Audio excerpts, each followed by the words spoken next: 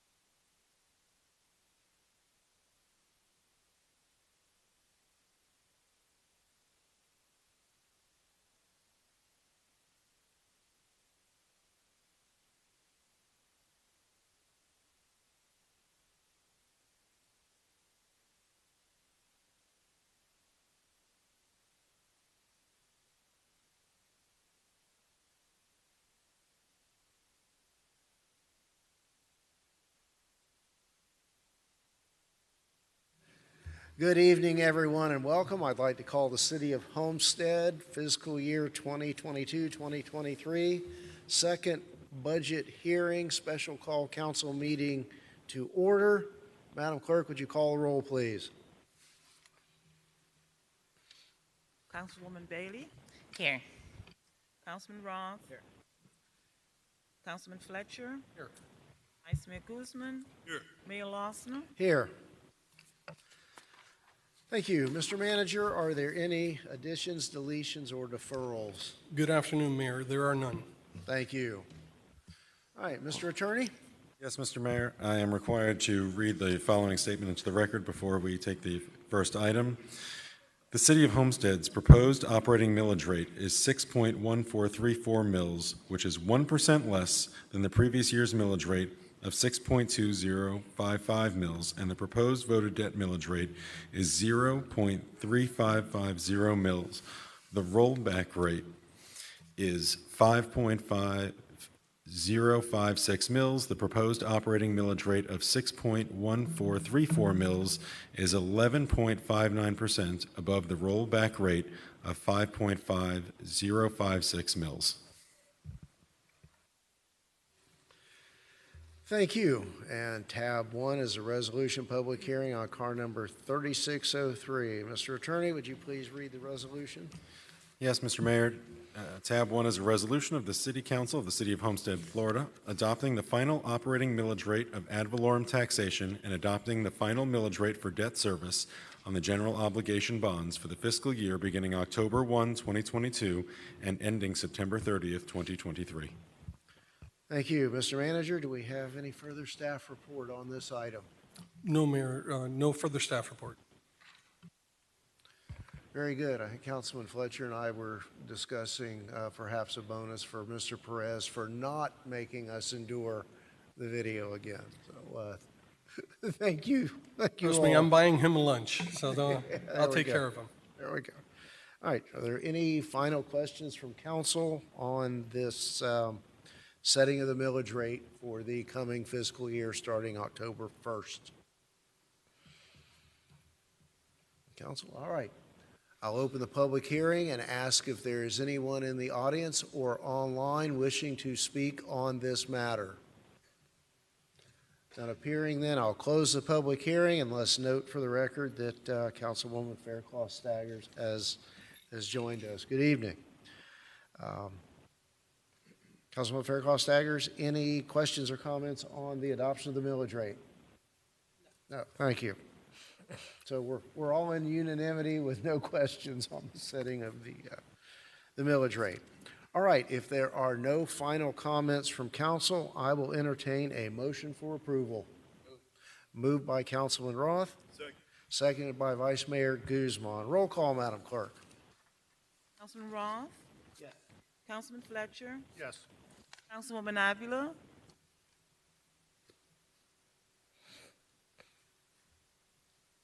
Councilwoman Fairclough Staggers, Councilwoman Bailey, Vice Mayor Guzman, Yes. Mayor Losner. Yes. The motion carries. Very good. Next item is tab 2, ordinance public hearing, car number 3602, adoption of the fiscal year 2023 budget. Mr. Pearl?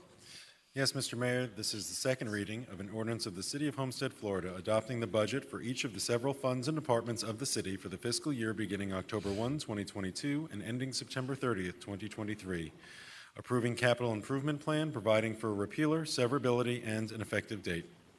Thank you. Anything further, Mr. Manager? No, Mayor. Any final questions from council regarding the adoption of the budget? All right, I'll open the public hearing and ask if there's anyone either in the audience or online wishing to speak with respect to the adoption of the proposed budget for the fiscal year starting October 1st, 2022. Close the public hearing. There are no final Mayor? comment. Mayor, it's Jerry. Sorry to interrupt. Ms. Avila is trying to speak, but she says she can't get unmute. Danielle? Okay, I think I'm unmuted now. Can you hear me? We can. Okay, thank you. So I want to be on the record as a yes vote. I've been listening in, but have not been able to unmute until now. Thank you. We are about to have that roll call vote on the adoption of the budget, so let's close the public hearing. We have a motion to approve the budget. Moved by Vice Mayor Guzman, seconded by Councilwoman Bailey. Roll call, Madam Clerk. Councilman Fletcher? Yes. Councilman Roth? Yes. Councilwoman Fairclough Staggers? Yes. Councilwoman Bailey? Yes. Councilwoman Avila? Yes.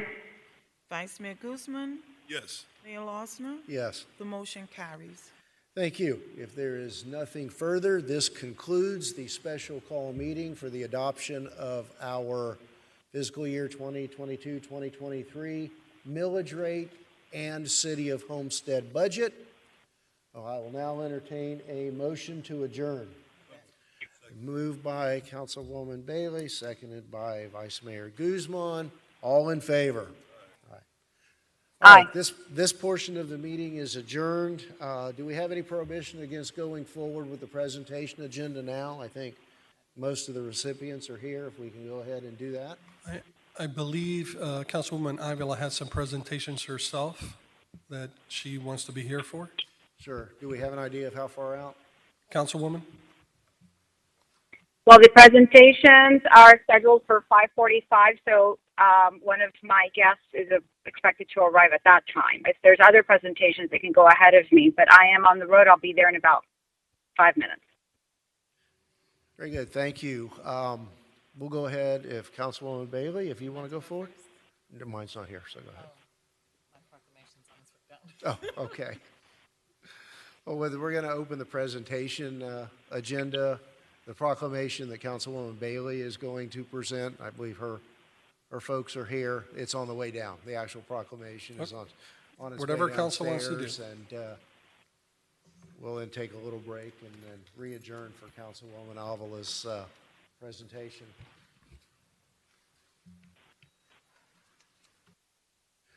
So as they say when you get on the airplane now or the rides at Disney World, sit back, relax. We'll be there in just a few minutes.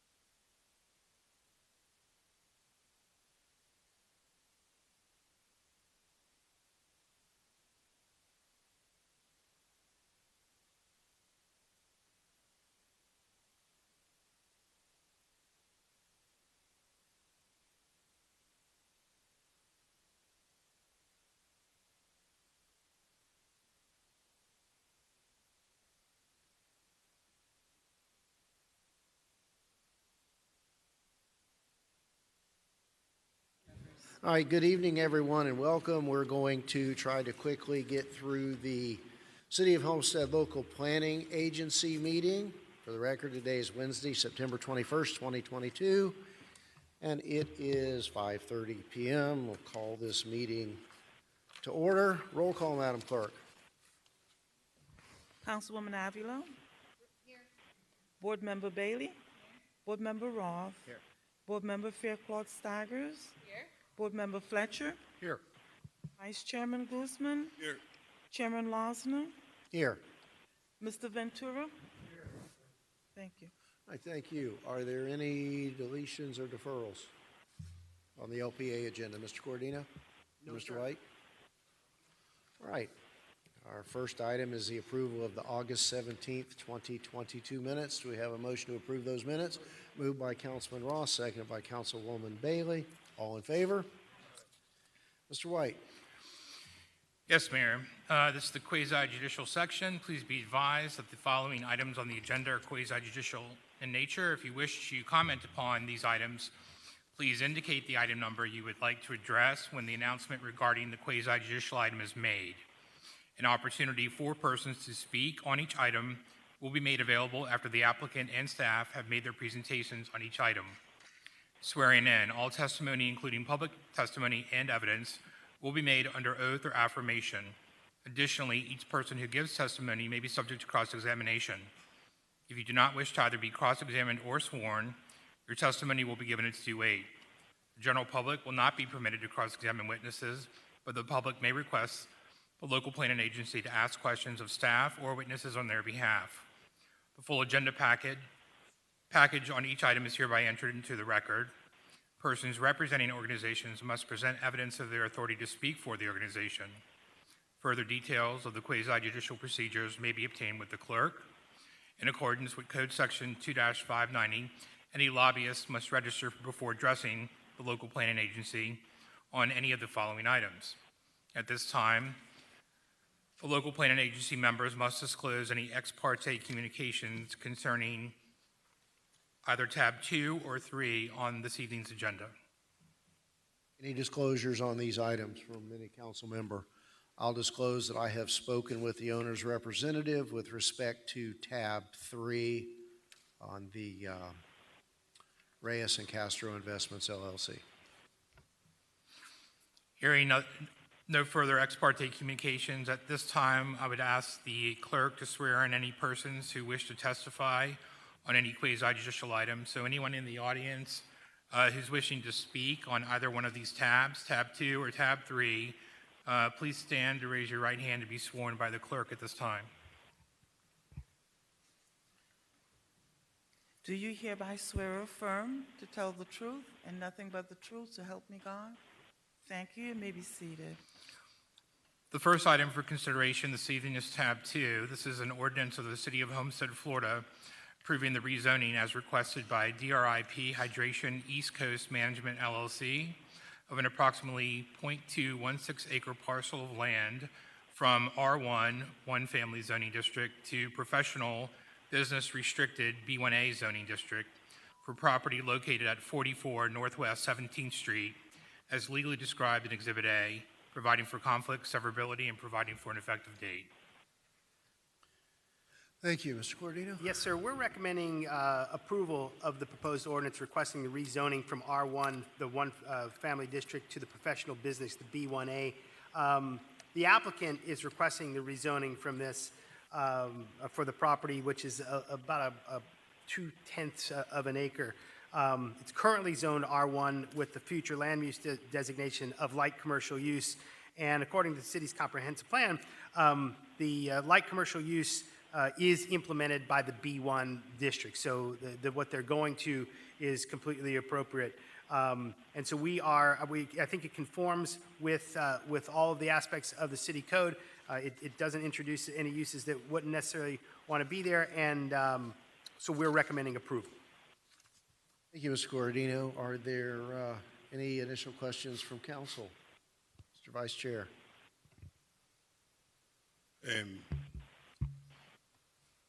I like the fact that this is happening in the northwest section. It's going to create much needed jobs and it conforms with the city's comprehensive plan, so I'll be supporting this today. Thank you.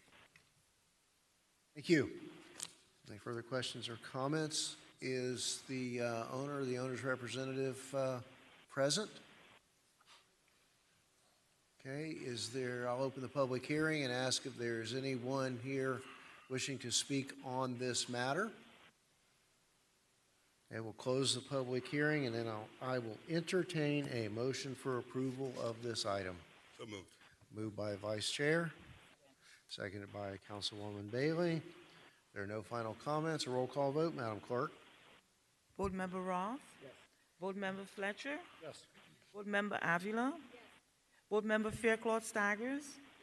Board Member Bailey? Vice Chair Guzman? Yes. Chairman Losner? Yes. The motion carries. Moving on to your last and final item for consideration this evening is tab 3. It's an ordinance of the City of Homestead, Florida, approving the rezoning as requested by Reyes and Castro Investments, LLC, of an approximately 0.156 acre parcel of land from multiple apartment R3 zoning district to restricted retail commercial B1 zoning district for property located at 194 Northwest 7th Street, as legally described in Exhibit A, providing for conflict, severability, and an effective date. Thank you. Mr. Gordino? Yes, sir. Again, we're recommending approval of the proposed ordinance, which takes the property from the multiple apartment district to the B1 zoning. The applicant made the request to go from R3 to B1, and again, it's a small property. It's kind of the size of a regular lot, and you'll see that the lots that are adjacent to it are the R3, but this is on the corner, and so it is appropriate for a more commercial property because it is that way. It's got the neighborhood mixed use designation from the comprehensive plan, so the new business district does implement that mixed use district. The part of it I think that's interesting is this designation does not allow for certain things that may be offensive to the neighborhood. It doesn't allow for auto-oriented uses such as gas stations, drive-ins, drive-through restaurants, or freestanding community stores or hotels. So we find it appropriate and in context with the neighborhood, and we're recommending approval. Yeah, thank you. Any questions or comments from council? Mr. Vice Chair. Thank you, Mr. Chair. I'm glad to see that the company Reyes and Castro Investments, as soon as they purchased the property, they immediately started the rezoning process to bring the use in compliance with the underlying future land use map. But I did have a question for staff regarding the previous owner, I believe, was Lithocraft Printers. And I wanted to know if that business was in compliance with the zoning that was there. I think the complication there was they had an old special use permit which allowed them to operate with that land use designation. And so I don't think they felt that I don't think they did have to come in to rezone it. They were kind of grandfathered in at that point. Got it. Thank you. You're welcome. All right, thank you. Anything further from council? Just to clarify, I disclosed earlier that I had some communication with the owner's representative, and my concern was, my inquiry went as to what the intended use or an expected use was going to be. I had that conversation, and my concern was that it not be a convenience or market type store. I think that, very inappropriate. In the intervening time between now and my conversation with the applicant's representative, Development Services did confirm that those uses are not allowed, and I am very happy to hear that. A really, uniquely configured piece of property, tough parking issues. That I think this is headed in the right direction. So I just wanted to clarify that. Are there any public comments on this item? None appearing. I'll close the public hearing and ask for a motion for approval. Moved by Vice Chair. Second by Councilwoman Avila. Roll call, Madam Clerk. Board Member Fletcher? Yes. Board Member Roth? Yes. Board Member Faircloth Staggers? Board Member Bailey? Board Member Avila? Yes. Chairman Guzman? Yes. Vice Chairman Guzman? Chairman Losner? Him too. Yes. The motion carries. All right. Are there any general public comments for this body as the local planning agency tonight? Anything further, Mr. Cordino? Sir, we're done. Anything further, Mr. Attorney? All right, we have a motion to adjourn. Moved and seconded, all in favor? Aye. All right, thank you. We will now move into the presentation agenda. Are you ready? Okay, go ahead.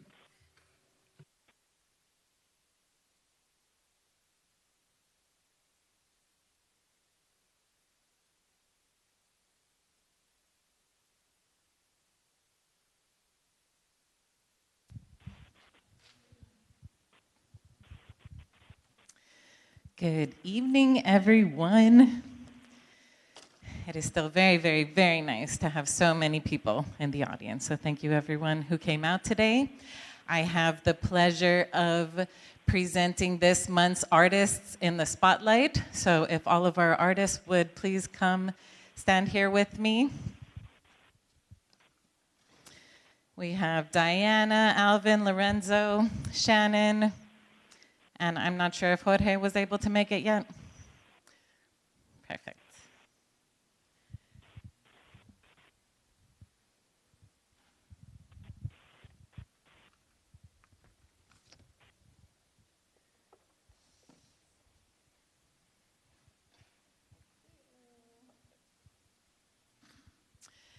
So last month, we presented our scholarship checks to the organizations that we chose for this last year's Art in the Park.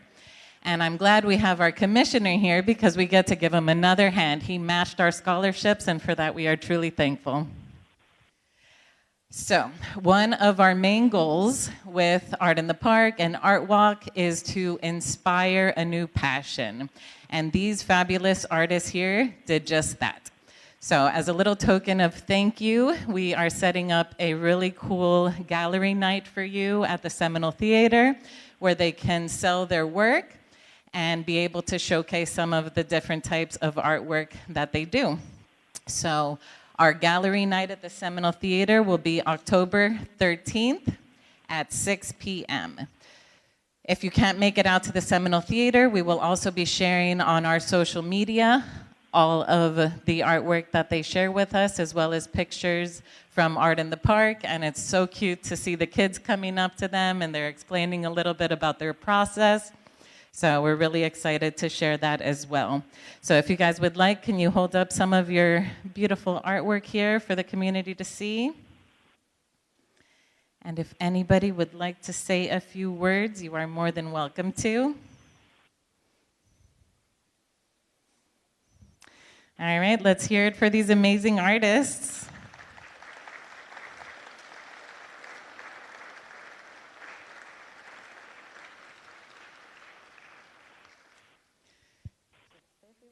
Tell us a little bit about yourself.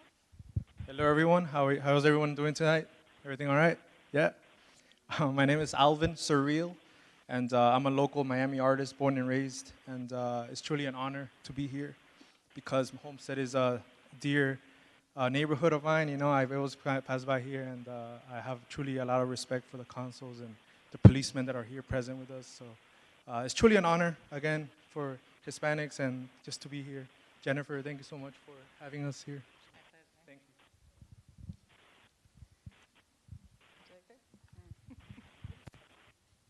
Hi, I'm Shannon Trezona. Been a Homestead resident for the better part of 15 years. I've worked in several schools with Jen and daycares and always doing art in some form.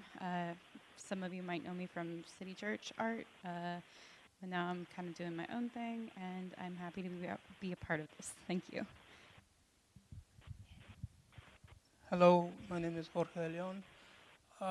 Been a resident of Homestead all my life, and just happy to be a part of this. Hi, my name is Diana, also known as DXC, and I'm really grateful to be here and be able to share my art.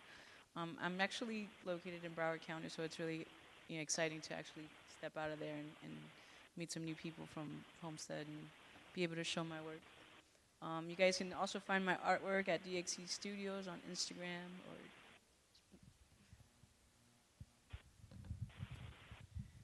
Thank you, thank you.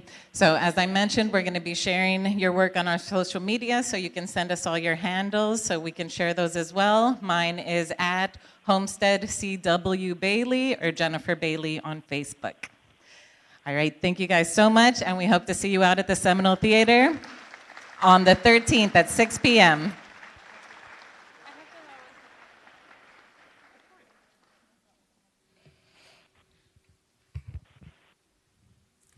Okay, I have one more tonight. I had the privilege of attending our local Elks Club 81st anniversary.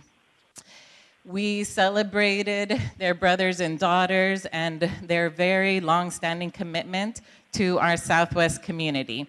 So if I can invite Mr. Bennett and Miss Susie Bennett, Juanita Jones, and Lawrence Holloway up here with me, please. We have a small token of appreciation with this proclamation to thank you for your long-standing service to the community and all that you do.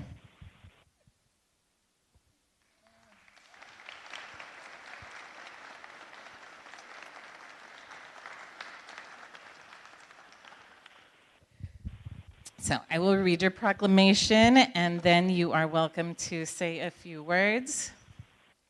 So the proclamation reads, whereas Overseas Lodge number 1078 is an organization that the welfare and happiness of its members be promoted and enhanced, that nobleness of soul and goodness of heart be cultivated, that the principles of charity, justice, brotherly and sisterly love, and fidelity be inculcated, that its members and families be assisted and protected, that our charity be dispersed among the community for the betterment of all humankind, and that the spirit of patriotism be enlivened and exalted throughout the world.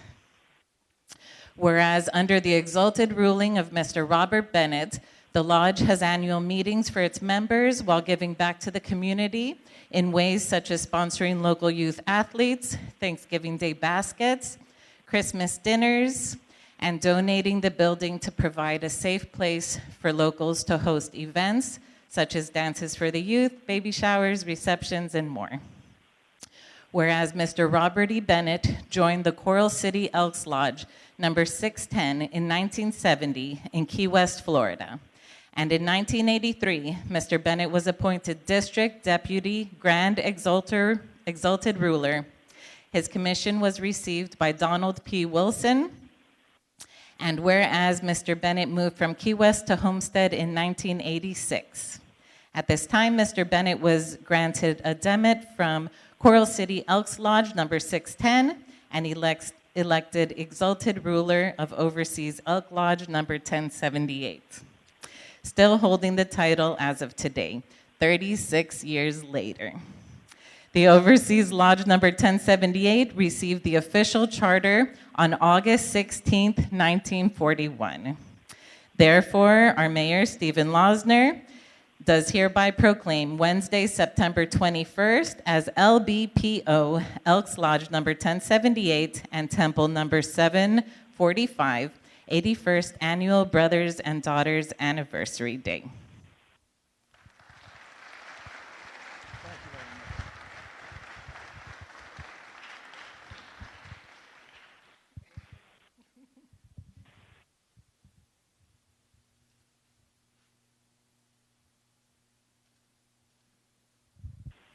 Good afternoon, everybody. My name is Robert Bennett. I am the exalted ruler of Overseas Elks Lodge number 1078 and Temple 745. We all over the nation, we have over 500,000 lodges all over. We have them all in Panama, Barbados, the Virgin Islands. We don't have them in Cuba, not yet. But we do have them all over the world. This lodge over on 422 Southwest 11th Avenue has been in Homestead since 1941. Do the math. We've been there that long. I am the exalted ruler. I'm going to introduce, I am the spokesperson. This is my wife, Susie Bennett. She is the daughter ruler over the ladies. Now, we cannot leave the ladies out. We do have a temple.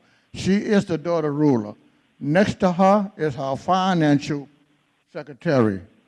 Next to Juanita Jones is my right-hand man, exalted ruler. In case anything happened to me, he takes over. You know, you got to have somebody. We're not going to be here all our lives. And I want to thank commissioners, and I want to thank Ms. Jennifer and all the councilmen. Please recognize Overseas House Lodge. We are a non-profit. We don't make money. If you want to come and rent the place out, or either we don't ask for nothing, you can give us a donation. All right? And we do have a lot of things we do. Halloween, Thanksgiving, Christmas baskets, and churches that wants to use it to have a little something. If the church is having a problem, they can come and they can use our Elks Lodge for that. We don't charge. And again, thank you very much. May God bless each and every one of y'all. Thank you for listening to us.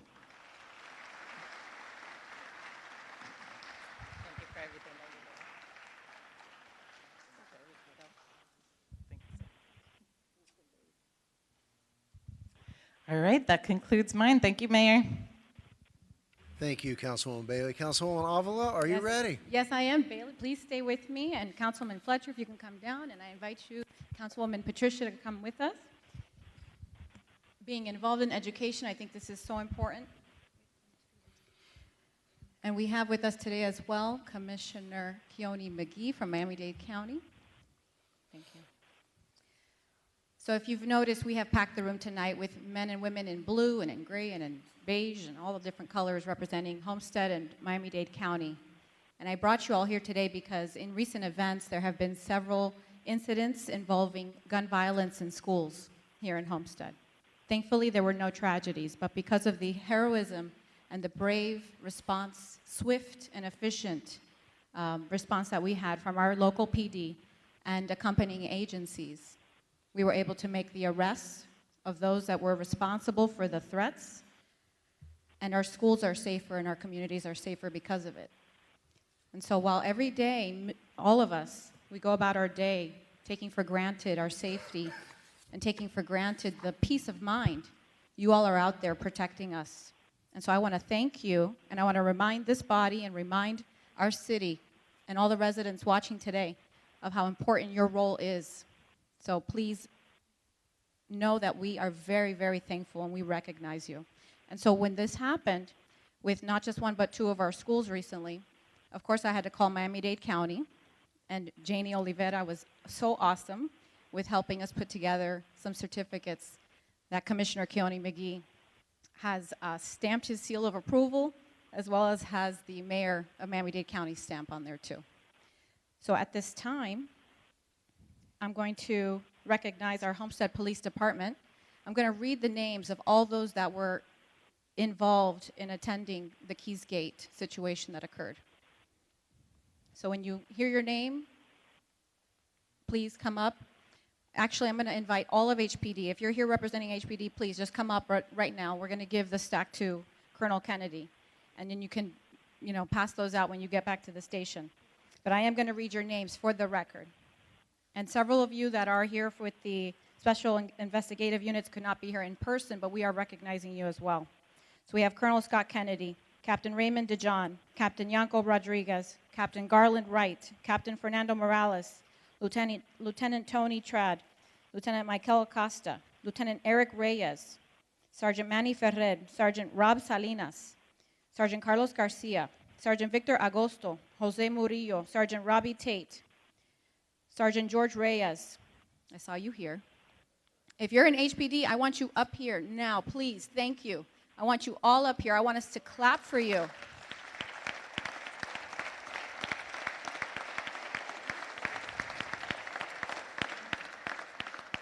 Detective Pete Perez, Detective David Raffles, Detective Lazaro Guerrero, Detective Lexis Guerrero, Detective Jesus Gonzalez, Detective Jesus Velasquez, Detective David Mata, Detective Raul Cabrera, Detective Jennifer Roa, Detective Juan Roa, Detective Eric Rodriguez, Detective Christopher Wilson, Detective Albert Rodriguez, Detective Xavier Hernandez, Detective Mario Arzuaga, Detective Joel Fuste, Detective Bert Mocombe, Officer Diego Quiroga, Officer Louis Robinson, Officer Kenneth Hurtado, Officer Jennifer Stevenson, Officer Raul Perez, Officer Wayne Rogers, K-9 officers Douglas Anderson, K-9 officer Ricardo Aguirre, Officer Alex Murguido, Officer Shannon Wadley, Officer Aaron Pierce, Officer James Sendry, Officer Salvador Lopez, Officer Green, Mr. Greg Green, Officer Carlos Lago,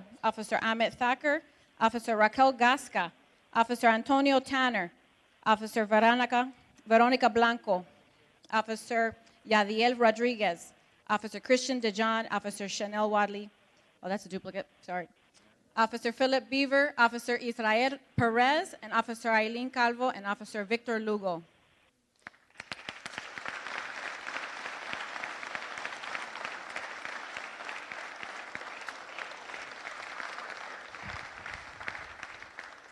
I want the half starting at Robinson, and that way, come on to this side, please.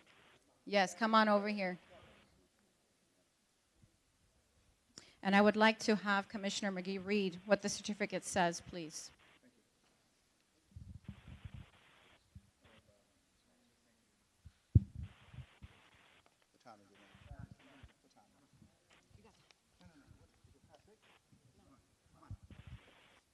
Good evening, everyone. I think it's past 6 o'clock. Is it past 6 o'clock yet? 6:01. Good evening, everyone. First of all, let's give a thunderous applause to our law enforcement. This is not easy, and what they do is definitely not easy. And Chief Dominguez, can you come up here with us for a second also? Because the truth of the matter is what we saw on that particular day showed exactly what we as a unit, whether we're the fire department, the FBI, the police department, the K-9 unit, everybody who had a role in making sure those children were safe deserve an opportunity to be recognized. So one more time, let's give them a round of applause for everybody, because today is their day for us to recognize them. Mr. Mayor, Mr. Vice Mayor, Councilwoman Avila, thank you so much for this opportunity.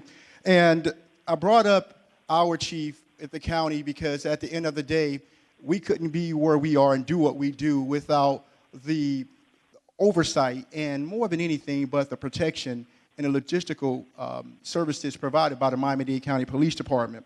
So on behalf of Miami-Dade County and our 3 million residents and our $10 billion budget we passed last night, I know. We want to present this certificate of appreciation, and it's on behalf of the mayor and the Board of County Commissioners, and it reads, as Commissioner and on behalf of the mayor, the Board of County Commissioners and the residents of Miami-Dade County take great pleasure in presenting this certificate of appreciation to you in recognition of your dedicated and selfless service to the safety of our communities on this 21st day of the month of September 2022 in Miami-Dade County, Florida. That is the certificate of appreciation that we're giving you. Chief, would you like to make a statement? I put her on the spot, y'all. Trust me, she's on the spot. No notes. Yeah, I'm used to that.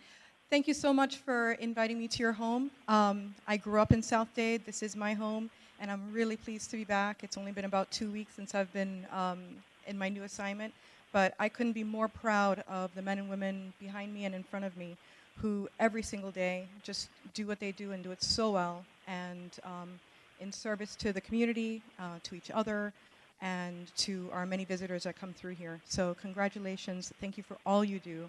And I very much appreciate it as a local resident as well. And you guys are just awesome. Thank you. Thank you very much. It would be remiss of me not to mention support personnel. So Code Enforcement Lavanca Collins, Code Enforcement Latif Rodriguez, Code Enforcement Brian Alejandro, Code Enforcement Edgar Santiago, Code Enforcement Kenesha Knowles, dispatchers. Without the dispatchers, where would they go?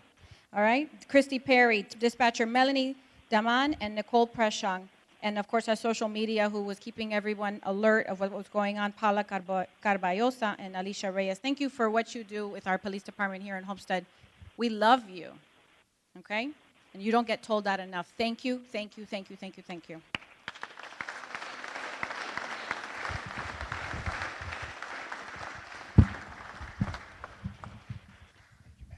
Those are for you.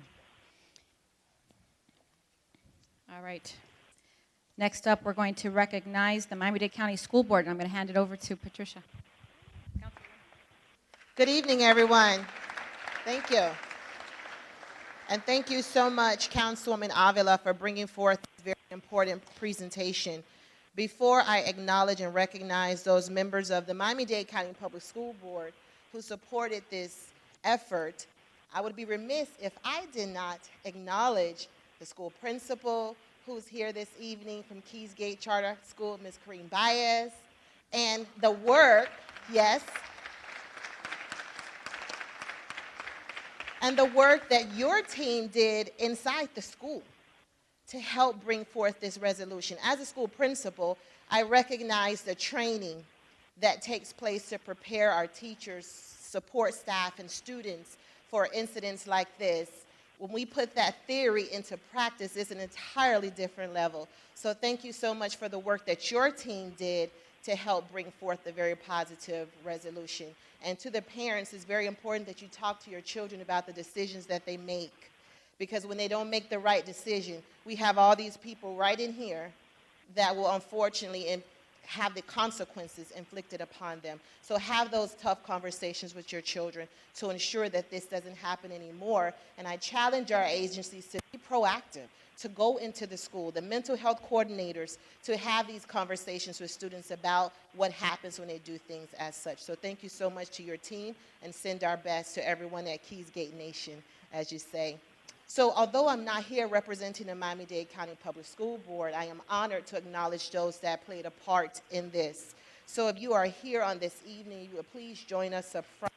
K-9 Officer Benito Joseph, K-9 Officer Tyler Wright, and K-9 Officer Brian Bermudez. You will please join us up front. Thank you so much.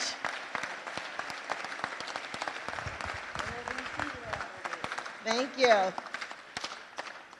This speaks to the power and the importance of collaboration and all the training that takes place when events like this occur. Charter schools are public schools, so the Miami-Dade County Public School District does have an obligation to support, and we're grateful for these members for helping us on that very, very unfortunate day. So thank you, Councilwoman Avila, for bringing all these agencies together. Thank you.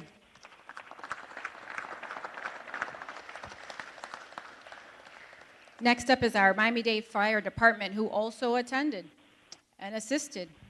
Councilwoman Jennifer Bailey will present those. Thank you.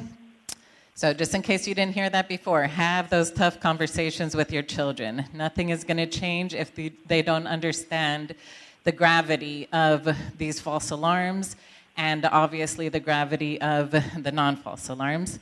I want to personally thank you as a mom. I have 2 boys in school. My husband is out of school. I'm out of school. So this hits personally close to home. So thank you very, very much for being out there every day, and especially thank you for how you've handled the frantic parents. I know that can be incredibly difficult, and I just have heard so many positive remarks from the families that were out there, so concerned. So thank you for taking that seriously as well, because there is no scarier thing than receiving that phone call and knowing that your child's school is under a possible attack. So I'm sorry, who am I presenting? The fire department. So our Miami-Dade Fire Department, if we have any of our fire department here, please come join us.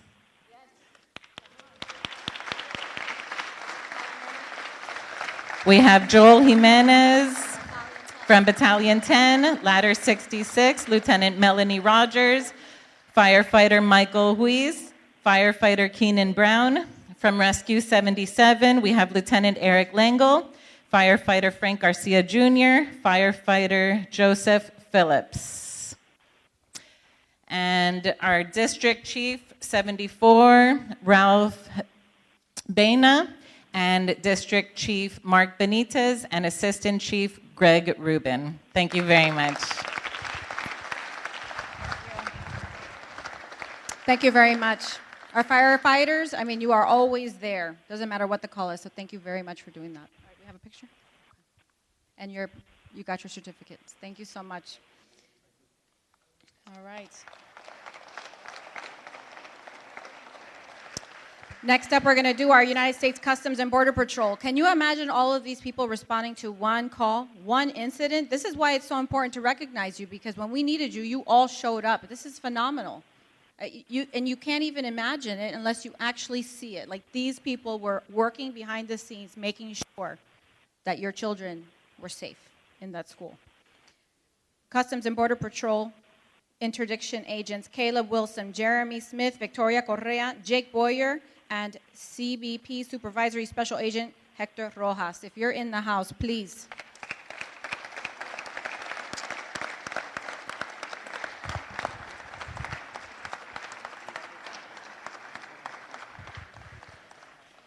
They come equipped.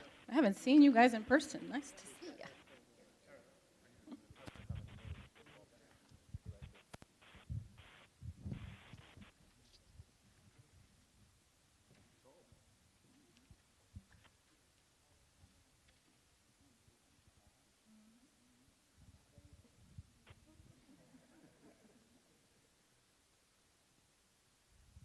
Thank you very much.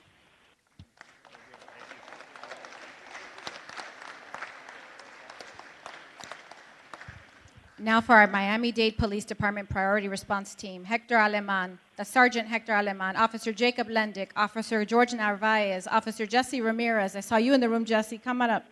Officer Victor Planes, Officer Nicolai Junco, Officer Orlando Gonzalez, Officer Joshua Perez, Lieutenant Raul Martinez, Lieutenant Joseph Zanconato.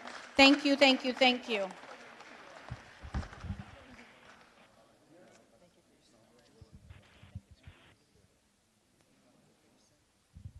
Thank you for your service. Thank you for keeping us safe. Yes, it is. Yes, it is, Mayor. Thank you. Let me squeeze right here.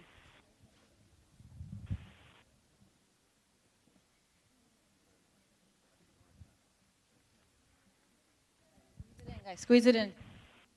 If we can get some of you guys on this side, come on up. Come on down. Don't be shy. Come on, come on.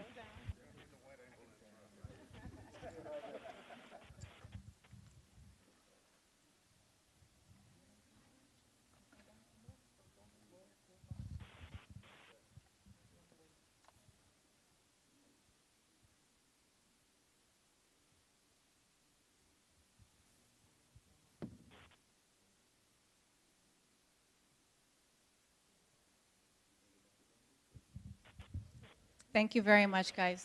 Stay safe. Get home safely, okay? And we're almost done, I promise. I promise, but this is the least we can do for all the work and all the hours they put in.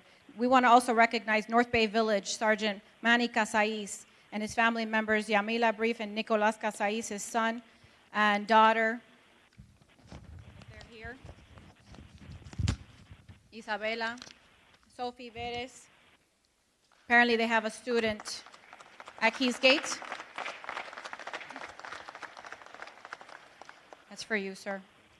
I can't imagine the fear in your heart that day, having friends and family attending the school.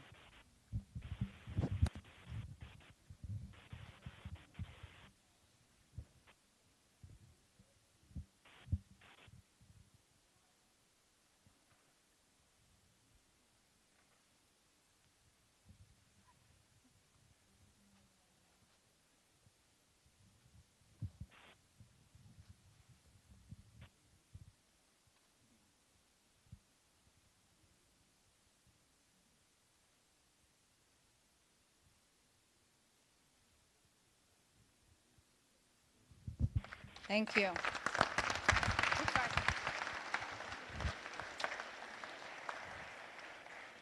And last but not least, our FBI Special Agent Scott Curley, who cannot attend and be on camera due to undercover roles, and Special Agent Colin Starnes and Supervisory Senior Resident Agent David Solis. So if we have anyone from the FBI here.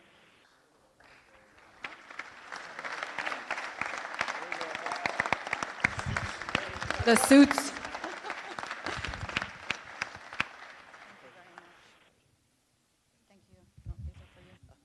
We want to recognize you guys were on the phone with us right away when this happened. Oops, sorry.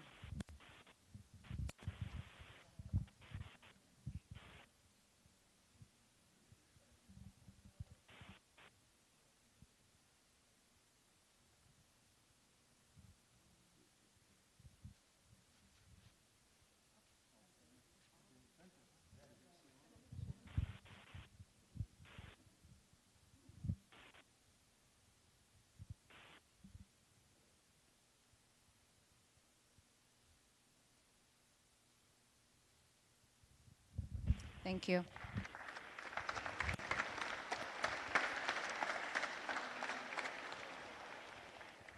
So the children that were involved in those recent events are forever changed, and their lives will unfortunately and undoubtedly be plagued with legal challenges for the rest of their lives and long into adulthood.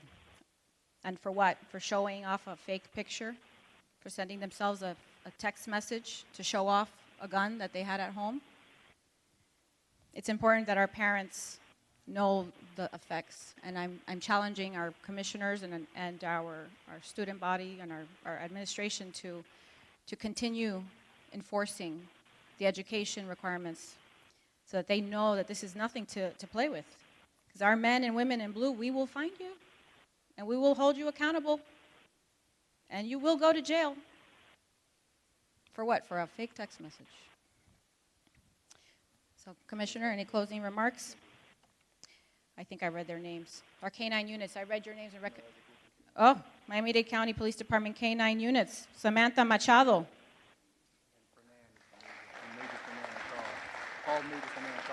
Major Fernan Charles, please come down. And Detective Victor Gill. And Detective Harold Riobi. And Detective Jesus Martinez. My apologies. Your canines were in the school, looking for it. Sometimes they didn't find it, but sometimes they did. They didn't find it because there were false alarms, these false threats, and for what? Your whole life ruined for nothing. Go ahead and give them. Commissioner, thank you so much for being here today. No, thank you. Listen, let's give them another round of applause. This is huge. And let's also give Janie a round of applause. She was like the oil in this machine, making sure these certificates and things are produced, even though we had a long night last night. But to the City of Homestead, to the mayor, to the vice mayor, thank each and every last one of you in the council for allowing me to be in your house. And thank you, Councilwoman Avila, for everything you've done. And to each and every last one of you, the black, the brown, the blue, the gray, and man's best friend, thank each and every last one of you. Oh, in the suits. And last but not least, the vice mayor and I have a little joke going on. We're looking for a gym to attend because I can tell you 95% of the people who came up here, and the words of the guys on the streets, man, they were swole. And we just look like, what gym y'all going to? Because we want a membership there. We're going. But thank each and every last one of you.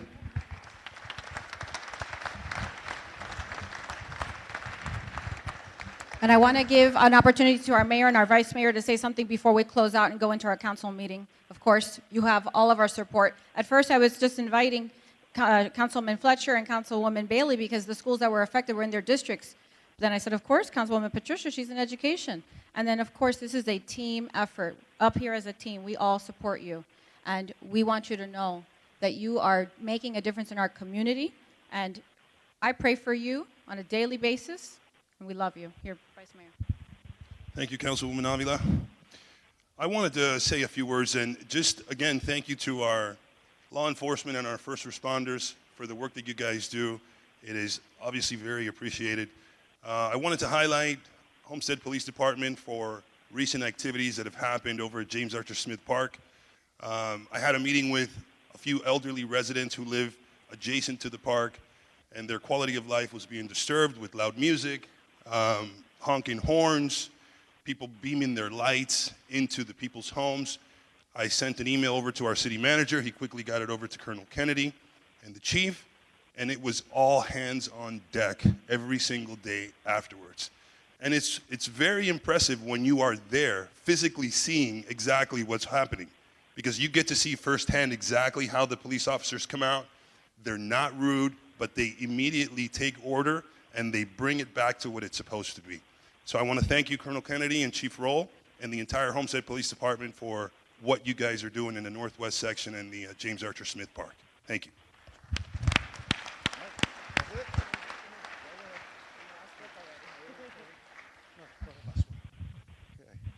Well, again, thank you all.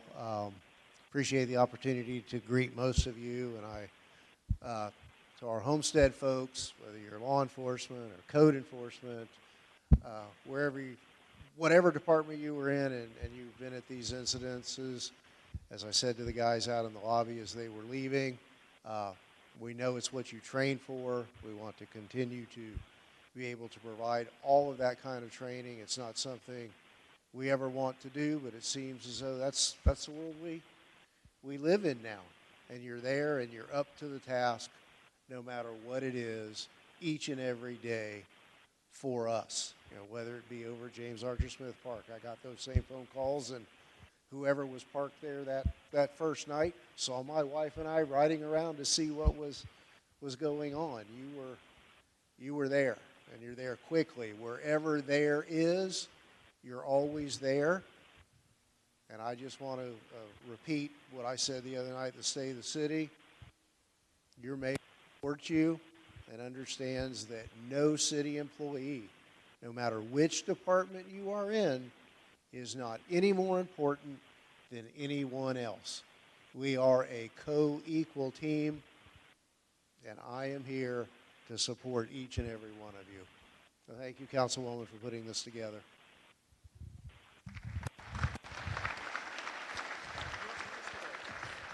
And I have one last recognition, okay? All these names that we're reading today and all these certificates that were prepared, I could not have done it, of course, not without all of your support, but without our Janie Oliveira. Please come up here and accept these flowers, because you worked till very late last night, and you work late all the time. Thank you, thank you, thank you.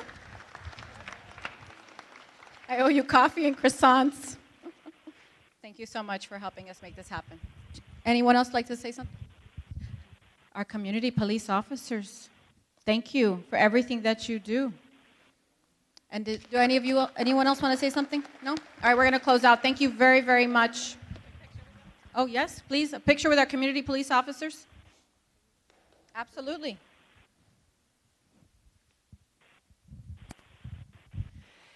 These are the officers that come out to our schools and start at the very young age of preschool even, which I've witnessed. Just talking about seeing something and saying something. So I appreciate you guys tremendously.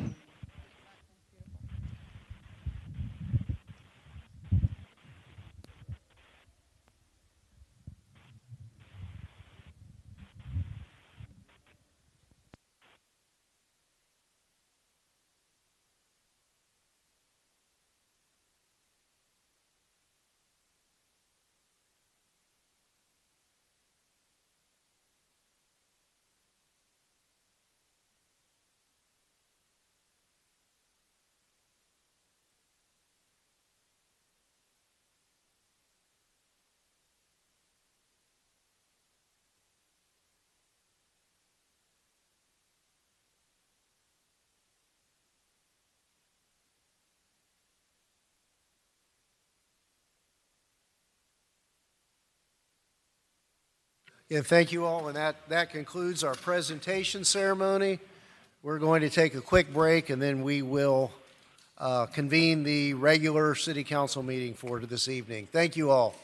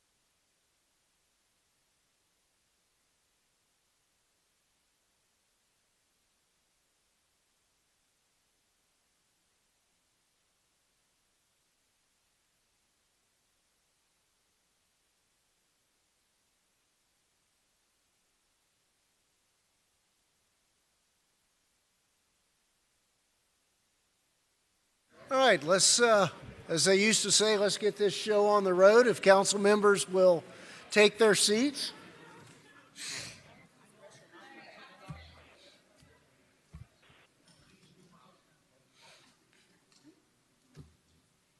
There's no babies in the room to kiss, so all the politicians need to come back.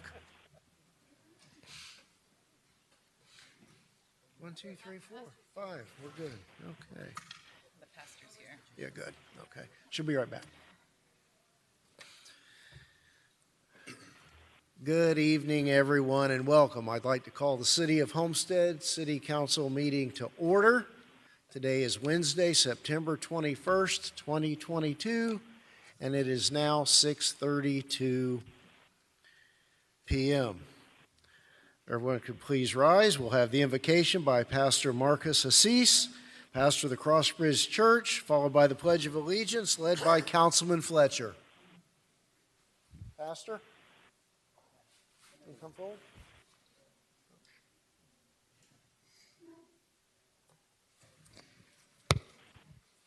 Good evening. What an honor once again to be here. It's a real pleasure. Let's bow our heads, close our eyes, let's draw our attention. Almighty God, in you we live and move and have our being. You alone are all powerful, all knowing, and all present.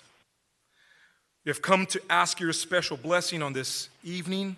May every word uttered, every thought captive, every motive, and every action be pleasing unto you.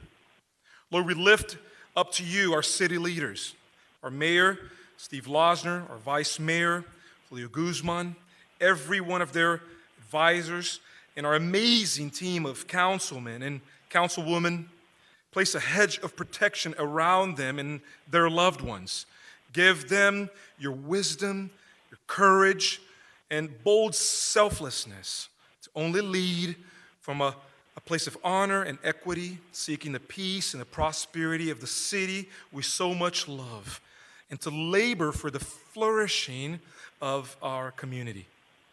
Our prayer this evening and every evening is that your kingdom would come and your will would be done in Homestead as it is in heaven. We pray this in your holy name. Amen.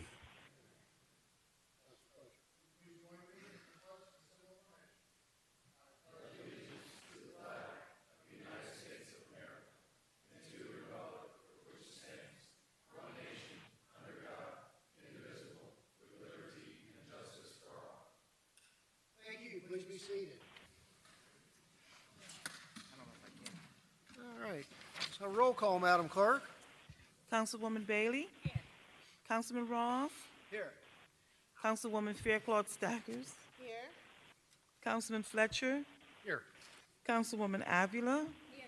Vice Mayor Guzman? Here. Mayor Losner? Here. Thank you. Mr. Manager, are there any additions, deletions, or deferrals? Mayor, staff would like to defer tab 23, card number 3568, Florida City Gas Homestead Gas Franchise. Very good. Motion to defer that item? Moved by Councilman Ross, seconded by Councilwoman Bailey. All in favor? Any opposed?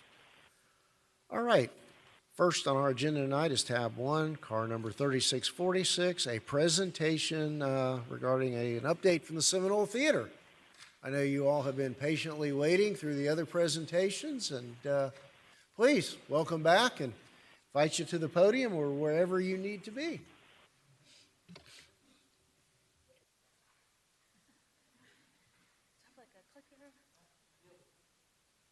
Perfect. We can hand it around. Thank you. Hello, Council. How are y'all doing? Good evening, Council. Thank you for having me here today. I am very excited to present to you our 2022-2023 season and additions that we have added. But before we get into that, I want to give a short recap of this past year. Our 2021-2022 season showed Seminole Theater stepping right back into pace after the COVID-19 shutdowns. We remained committed to keeping our doors open during the restrictions in any way that we could. We offered virtual performances to remain engaged with our audiences. We followed local health guidelines and restrictions, adapting as needed and evolving to serve our patrons. We provided a safe place of discourse, artistic representation, and cultural exchange. We had a very busy season. Our showcase series brought in both nationally and internationally touring artists of renown to people of this community. From comics to hypnotists, from dancers to musicians, we provided a variety of programming options to appeal to a wide audience. Our community was very eager to dig back into the arts, and in addition to celebrating our 100-year anniversary in December, we welcomed a record 45,957 people this past year. As an accessible rental venue, we featured everything from dance academies, mixed martial art tournaments, theater companies, YouTubers, musicians, community activists, churches, you name it, and we definitely had it. We provide a space that facilitates connection and engagement, including our resident theater company, the Seminole Theater Players, put up The Hunchback of Notre Dame, Rocky Horror Picture Show, and most recently in July, Mamma Mia with an amazing 7 sold-out performances. And to quote Councilman Roth, I had to go twice because it was so good. We had to add an extra show to meet the demand, and several patrons even returned 2 or 3 times in 2 weekends to enjoy this production. They were captivated by the quality programming from a cast and production crew of all local talent who live and work in our community. This year has definitely been a ride, and we look forward to our 2022-2023 season and continuing to represent what we have come to pride ourselves in Homestead. So, what's next? We have a short video showing you a trailer of what to expect for the 2022-2023 season and many more shows to be added.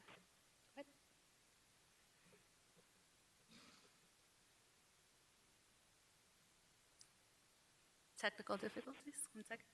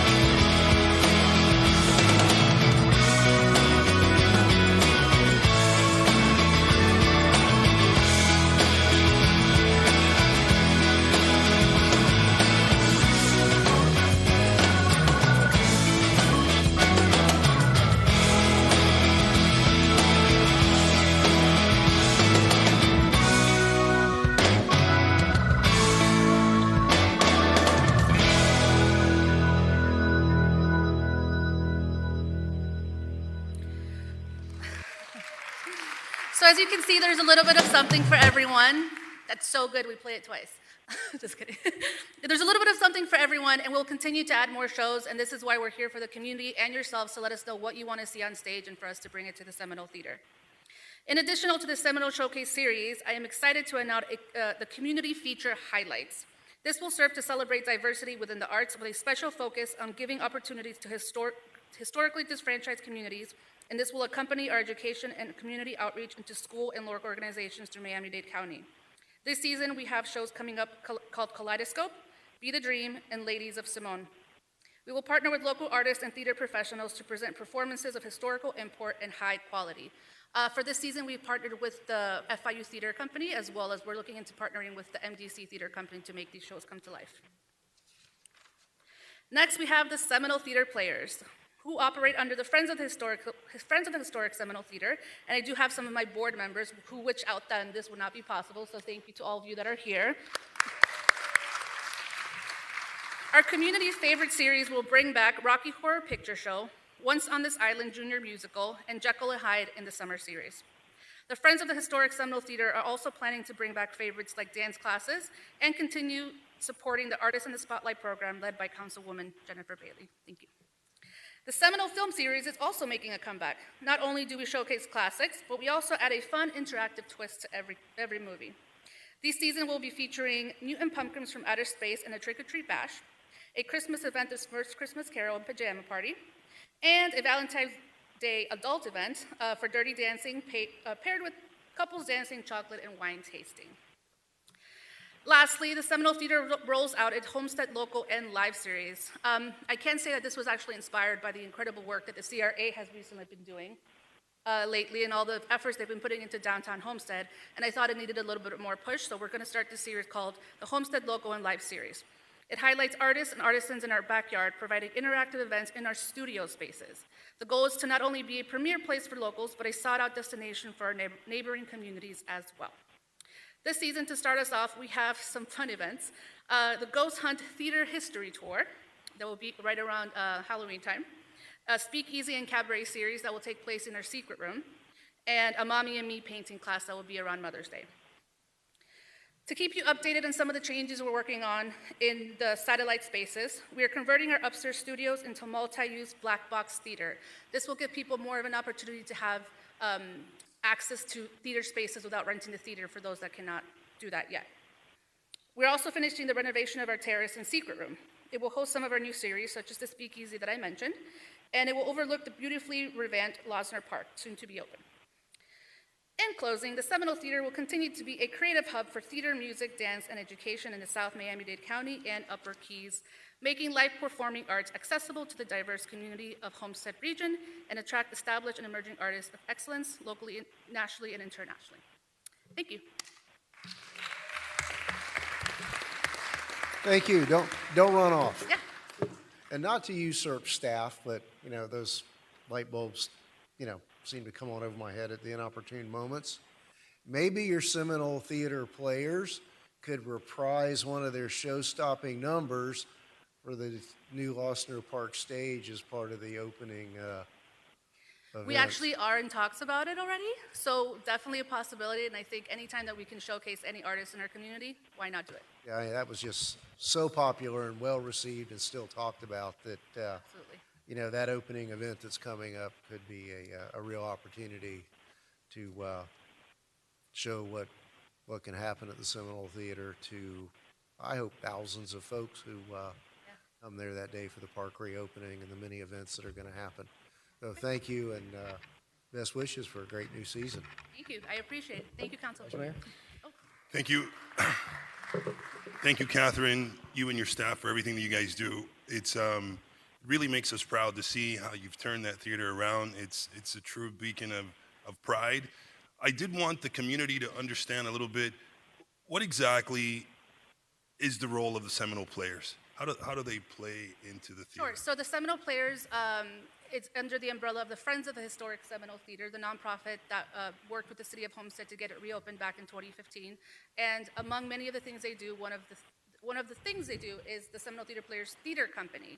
So this theater company actually comes to the Seminole, and they build a partnership with us, and they basically raise funds from the community. They bring in volunteers, up to 50 to 100 people sometimes, depending on the show.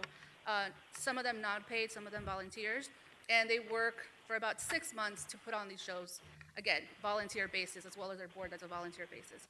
So that's one of the umbrellas that they do for the Seminole Theater Players. That is awesome. And there really isn't a lot of event space or convention space in the city of Homestead. So if there was a convention or a conference that wanted to come to Homestead, would the Seminole Theater be open to that? Absolutely, 100%. I can tell you I've been very creative about bringing conferences there. Even if we have to utilize every corner of the theater to make it a whatever you want to call it, we get creative and make sure it happens. All right. We've So never turned anyone away. That's in the works too. Yeah. Thank you again. Thank you. All right, thank you, Councilman. Councilman Roth, hang on, Catherine. Shit, all I can say is Mamma Mia. I know. Mamma mia. But on a more operational role, and this is going to be more directed at the city manager and the staff, for the props and things that you guys produce for each of the shows that I guess are in-house or done by the Seminole players, I know that they've been reaching out to me in reference to space, accommodations. I think there's a space you guys use, but it's not air conditioned, and the guys that put these props and build these stages, you know, have a hard time. And obviously during the summertime, it's extremely hot to do these things. Right. So maybe we can get staff to look at some areas nearby that we can help improve and enhance and support the theater when it comes to that part of the operation. You guys do a great job. Would you say 45,000 people came through last year?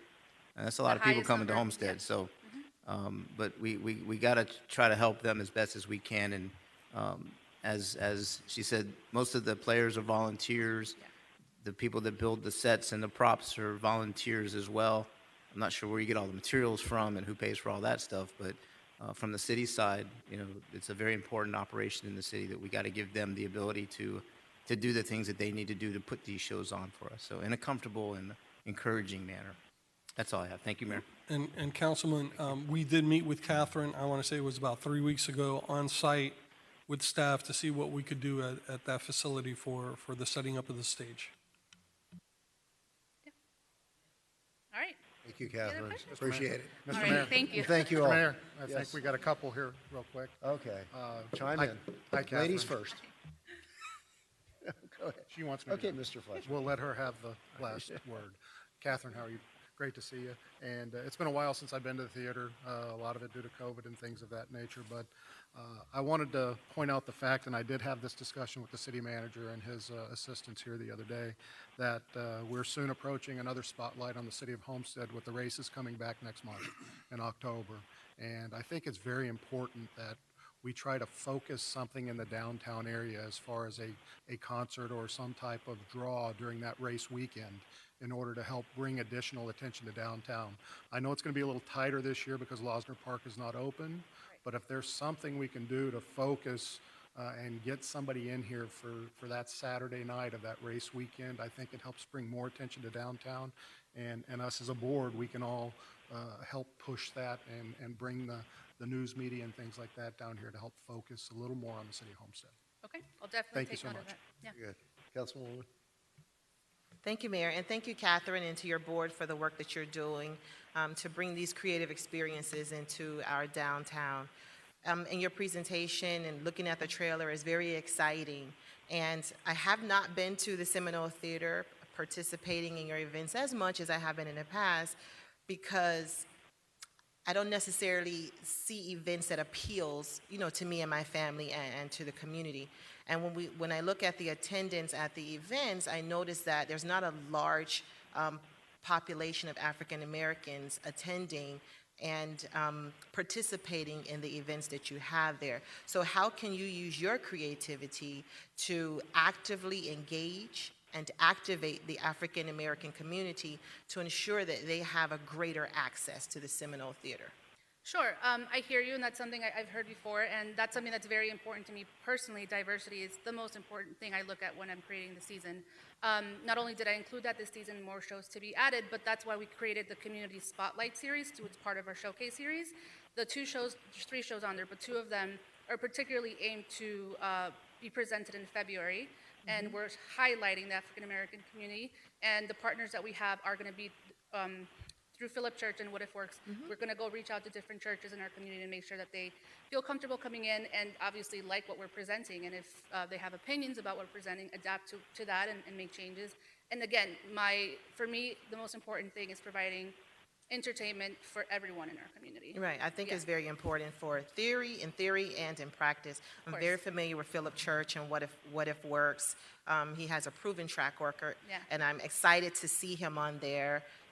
You mentioned the churches, and thank you for thinking of the churches because that is a very important base in the African American community. If you want to take it a step further, I would encourage you to consider bringing a gospel fest or a concert into the Seminole Theater. I have been very vocal with our city staff about working with you to ensure that that diversity component is there in practice. Sure. And I would think the community would really feel valued and want to come to the Seminole Theater, because that would definitely be a draw to them. So just some feedback to ensure that everyone in our community is accessing the Seminole Theater. But thank you so much for your work, and I hope to come back soon.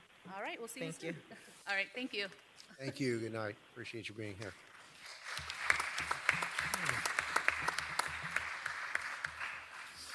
All right, we have the consent agenda before us. I'll entertain a motion to approve the consent agenda. Moved by Councilman Fletcher, second by Councilwoman Avila. Are there any questions or comments? All in favor? Aye. Any opposed? All right. Mr. White?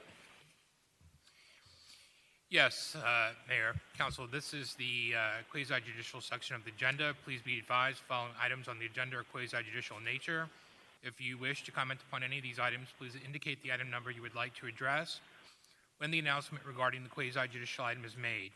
An opportunity for persons to speak on each item will be made available after the applicant and staff have made their presentations on each item. Swearing in. All testimony, including public testimony and evidence, will be made under oath or affirmation.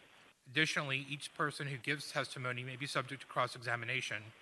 If you do not wish to either be cross-examined or sworn, your testimony will be given its due weight. The general public will not be permitted to cross-examine witnesses, but the public may request the council to ask questions of staff or witnesses on their behalf. The full agenda packet on each item is hereby entered into the record. Persons representing organizations must present evidence of their authority to speak for the organization.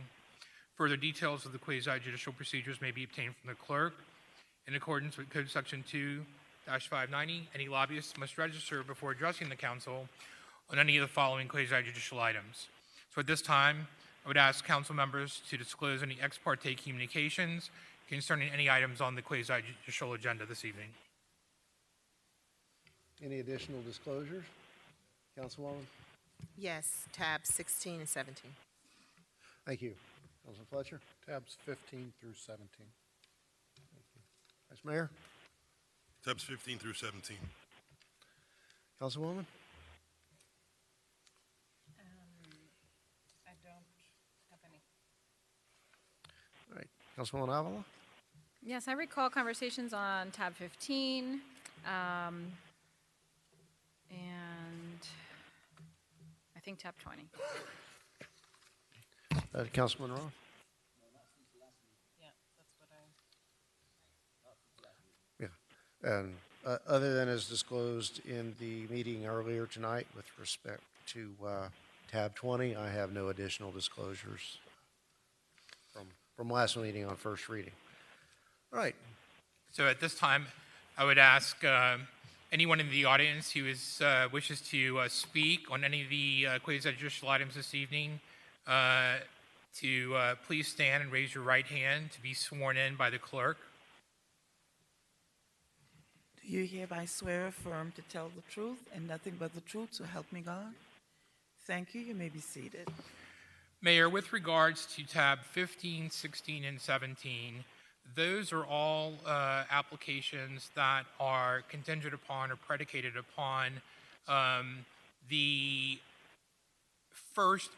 second reading of the ordinance dealing with the Crystal Lakes PUD, which is car number 3627, tab 21. So if you'd like, I can introduce that item, and then in the effort to save some time, I could also introduce tab 15, 16, and 17, since they're all in the related Crystal Lakes PUD, tied somewhat together to the site plan, to the tentative plat. Introduce all of those for collective public hearing discussion, and just take each one separately by vote. Sure, let's go that way. Then we'll go back and have to have a vote on tab 21, correct, first? Yes, I'm going to Yeah. introduce tab 21 first, and then we'll do, Right. yeah. Okay, thank you. So tab 21 is the legislative matter. It is the second reading of an ordinance of the City of Homestead, Florida, approving an amendment to the previously approved Crystal Lakes PUD. master development plan as requested by HSYFT Campbell LLC to permit all retail commercial zoning district B1 uses and retail commercial B2 drive-through restaurant and self-storage uses for the property generally located on the southwest corner intersection of Northeast 8th Street, Campbell Drive, and Southwest 147th Avenue, as legally described in Exhibit A, providing for conflicts, providing for severability, and providing for an effective date. Now, before I move on, I will note that in between, at first reading, there was discussion about the removal of the storage uses. So that has been taken out. In your packet, under the tab, the ordinance has been amended, and attached as Exhibit C is the applicant's proffered declaration of restrictions that stipulate the uses, excluding the self-storage. Going back to the quasi-judicial items related to tab 21, it's tab 15, which is the resolution of the City of Homestead, Florida, granting site plan approval as requested by Bowman Consulting Group, Ltd., for the development of an approximately 4,839 square foot restaurant with drive-through operations on an approximately 1.4 acre parcel of land identified as Tract A, generally located on the southwest corner of Southwest 312th Street, Campbell Drive, and Southwest 147th Avenue, as legally described in Exhibit A and providing for an effective date. Tab 16 is a resolution of the City of Homestead, Florida, granting site plan approval as requested by HSYFT Campbell LLC and Luke Ying, Inc. for the development of an approximately 40,000 square foot medical office building on 3.36 acre parcel and a 10,990 square foot retail shopping center on an approximately 1.06 acre parcel of land, generally located north of the C-103 Canal, east of Northeast 30th Avenue, south of Southwest 312th Street, Campbell Drive, and west of Southwest 147th Avenue, as legally described in Exhibit A and providing for an effective date. And finally, tab 17 is the related tentative plat application. It's a resolution of the City of Homestead, Florida, granting tentative plat approval as requested by HSYFT Campbell LLC and Look Young Inc. for development of a 4,839 square foot restaurant with drive-through operations, a 40,000 square foot medical office building on 3.36 acre parcel, and an approximately 10,990 square foot retail shopping center on 1.06 acre parcel of land, generally located north of the C-103 Canal, east of Northeast 30th Avenue, south of Southwest 312th Street, Campbell Drive, and west of Southwest 147th Avenue, as legally described in Exhibit A and providing for an effective date. Hey, thank you. Before we start, for our friends from the South Dade swim team, let me put this in real world terms. We're about to do some approvals that are going to allow this community to have a Chick-fil-A on Campbell Drive across the street from the hospital. So while from your side of this table, I'm sure it sounds really dry and boring and mind-numbing, this is what we're really doing here. So I just wanted to share that with you all. Okay, any questions or comments from council? I think this is second reading on each one of these items. So I will ask then if there's anyone wishing to speak on any of these matters, any of these items regarding this parcel, whether it be the amendment or the other approvals that are going to accomplish these wonderful additions to our community. So none appearing. We'll close the public hearing and ask for a motion to approve tab 21. Moved by Councilwoman Avila, seconded by Vice Mayor Guzman. Roll call, Madam Clerk. Councilman Roth? Yes.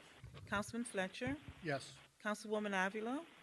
Councilwoman Fairclough Staggers? Councilwoman Bailey?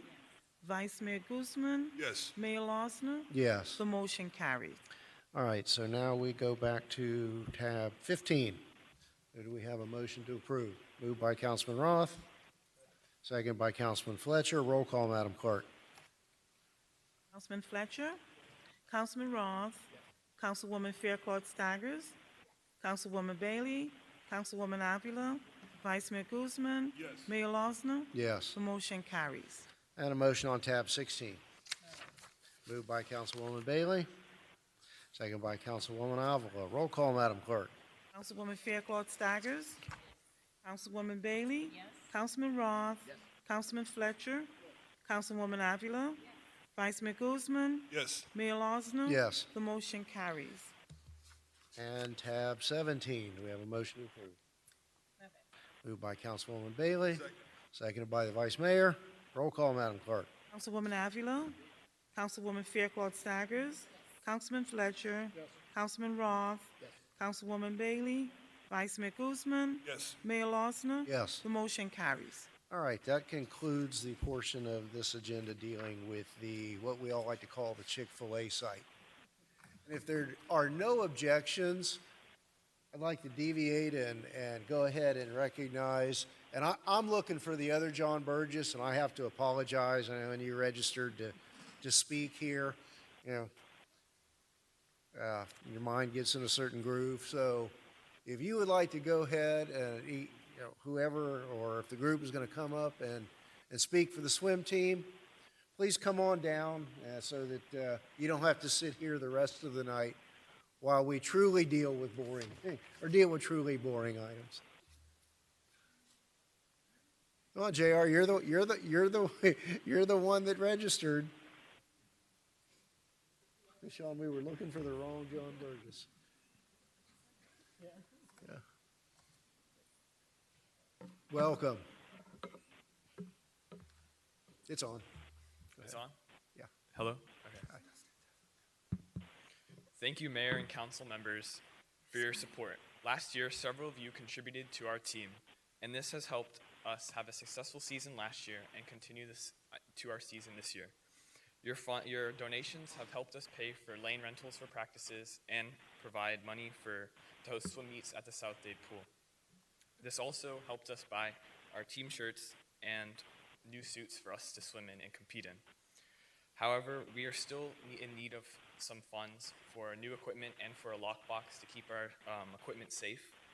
So we ask for you to donate more because we don't receive any funding from the county, and most of our funding, or all of our funding, comes from donations from the community. So thank you very much, and we hope to have some donations. Well, thank you. What is your fundraising goal? At the moment, I'm not sure if we have a goal, but anything. What do you need? I think our goal is 3,000. 3,000, okay. Appreciate that, and I'm sure that most, if not all members of the council will make contributions from their own pools of money to assist you. I know we have your contact information, and I know we'll all be in touch. So as long as y'all are here, we'll give you your 15 seconds of fame, and if each one of you want to come up and introduce yourself, as being here, part of the team. Hi, my name is Apollo Stamatiadis, and I swim a lot of different events. Welcome. My name is Marvin Aguilar, and I'm fairly new to the team. My name is Emily Martinez, and I swim a lot of long distance. Very good. My name is Chloe Wilbanks, and I swim backstroke. My name is Noka Sinekrop, and I do a lot of sprints. My name is Jimena Arellano, and I swim the 500 free and the 200 free. Is that all of you? My name is Karen Mendez, and I enjoy swimming freestyle. I'm Daniela Gonzalez Quevedo, and I swim 100 breaststroke.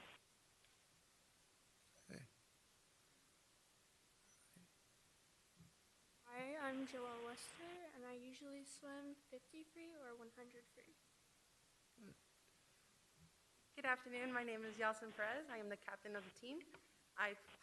For events, I do 50 free, 100 fly, and other relays. Hi, my name is Kylie Cowley, and I usually swim 50 frees or relays.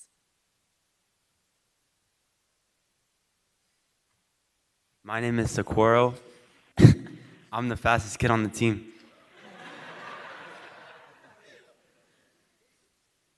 I knew Burgess wasn't telling the truth when he said he was. Good evening. My name is Jason. You a little Cullen. old. Yeah, I swam backstroke 100 years ago, but now I coach South Dade swim team. Been doing it for 20 years, and I thank you for your consideration tonight. Thank you. Thank you all. Thank you, parents. Appreciate it.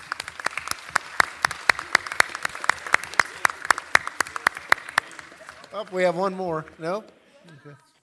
Is that it? Mayor, if I may? Yes. I would just Councilwoman. like to acknowledge Mr. John Burgess. He is a member of our youth council, and I had a proud mama moment up here when he spoke on behalf of his team. So thank you so much, John. The work in the youth council is paying off because you're serving as a leader, and I'm more than happy to support you in the work that you're doing in this capacity as well. Okay, so as we make donations, how should the checks be made payable?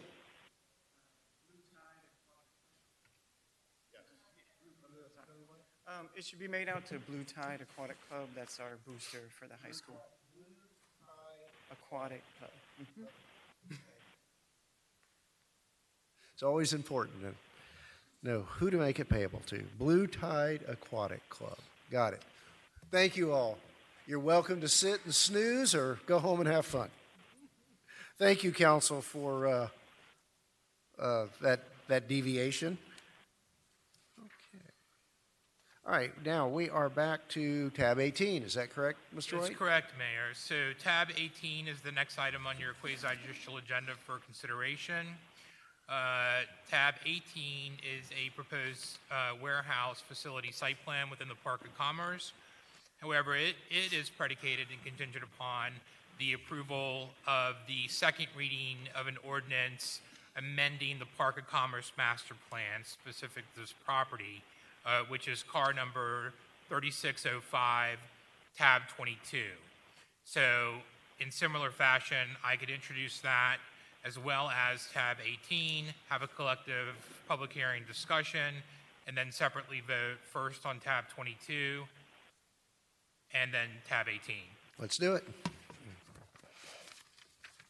Tab 22 is the second reading of an ordinance of the City of Homestead, Florida, amending the Master Development Plan for the Park of Commerce, as requested by Moss Worldwide LLC, to amend the general architectural controls building setbacks on a portion of the property identified by Miami-Dade County Folio number 107921-011-0035, located within the East End District of the Homestead Park of Commerce, providing for conflict, severability, and providing for an effective date.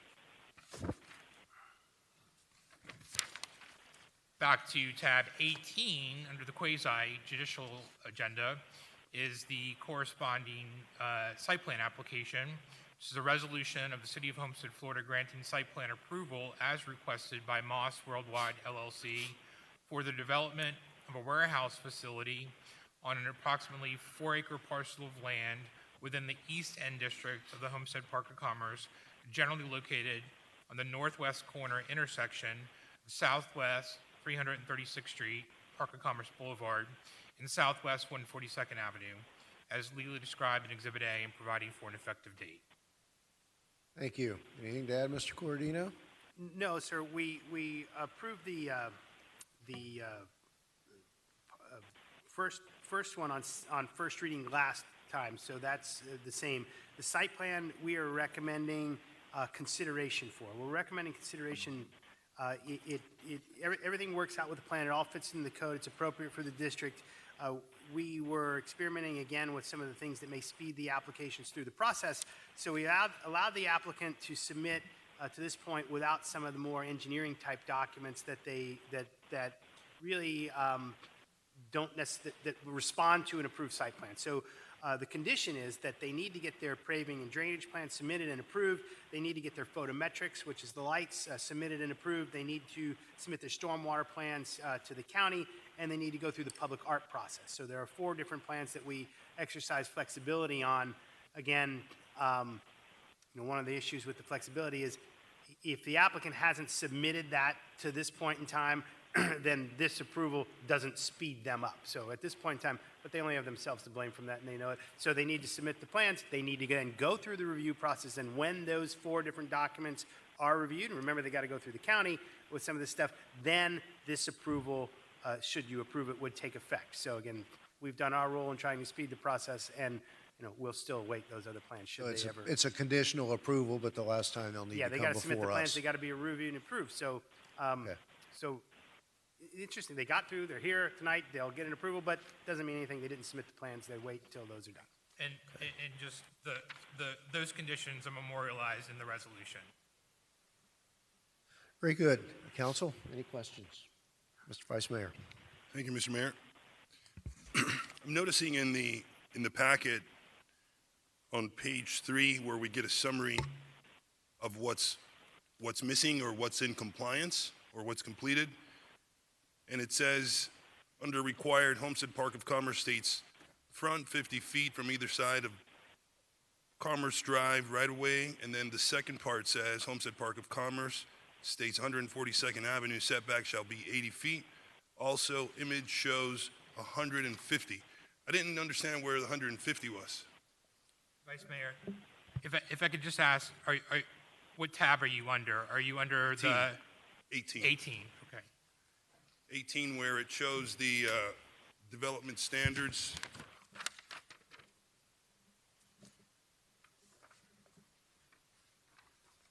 It's got page number 3 I think on the his bottom. image is showing 150 feet when the setback shall be 80. So I think that what we're referring to is that the image in his document, let me find it, is referring to 150 feet for whatever reason. I'd have to find it. Michelle, is that right? And the second question I had was for the applicant. Can we,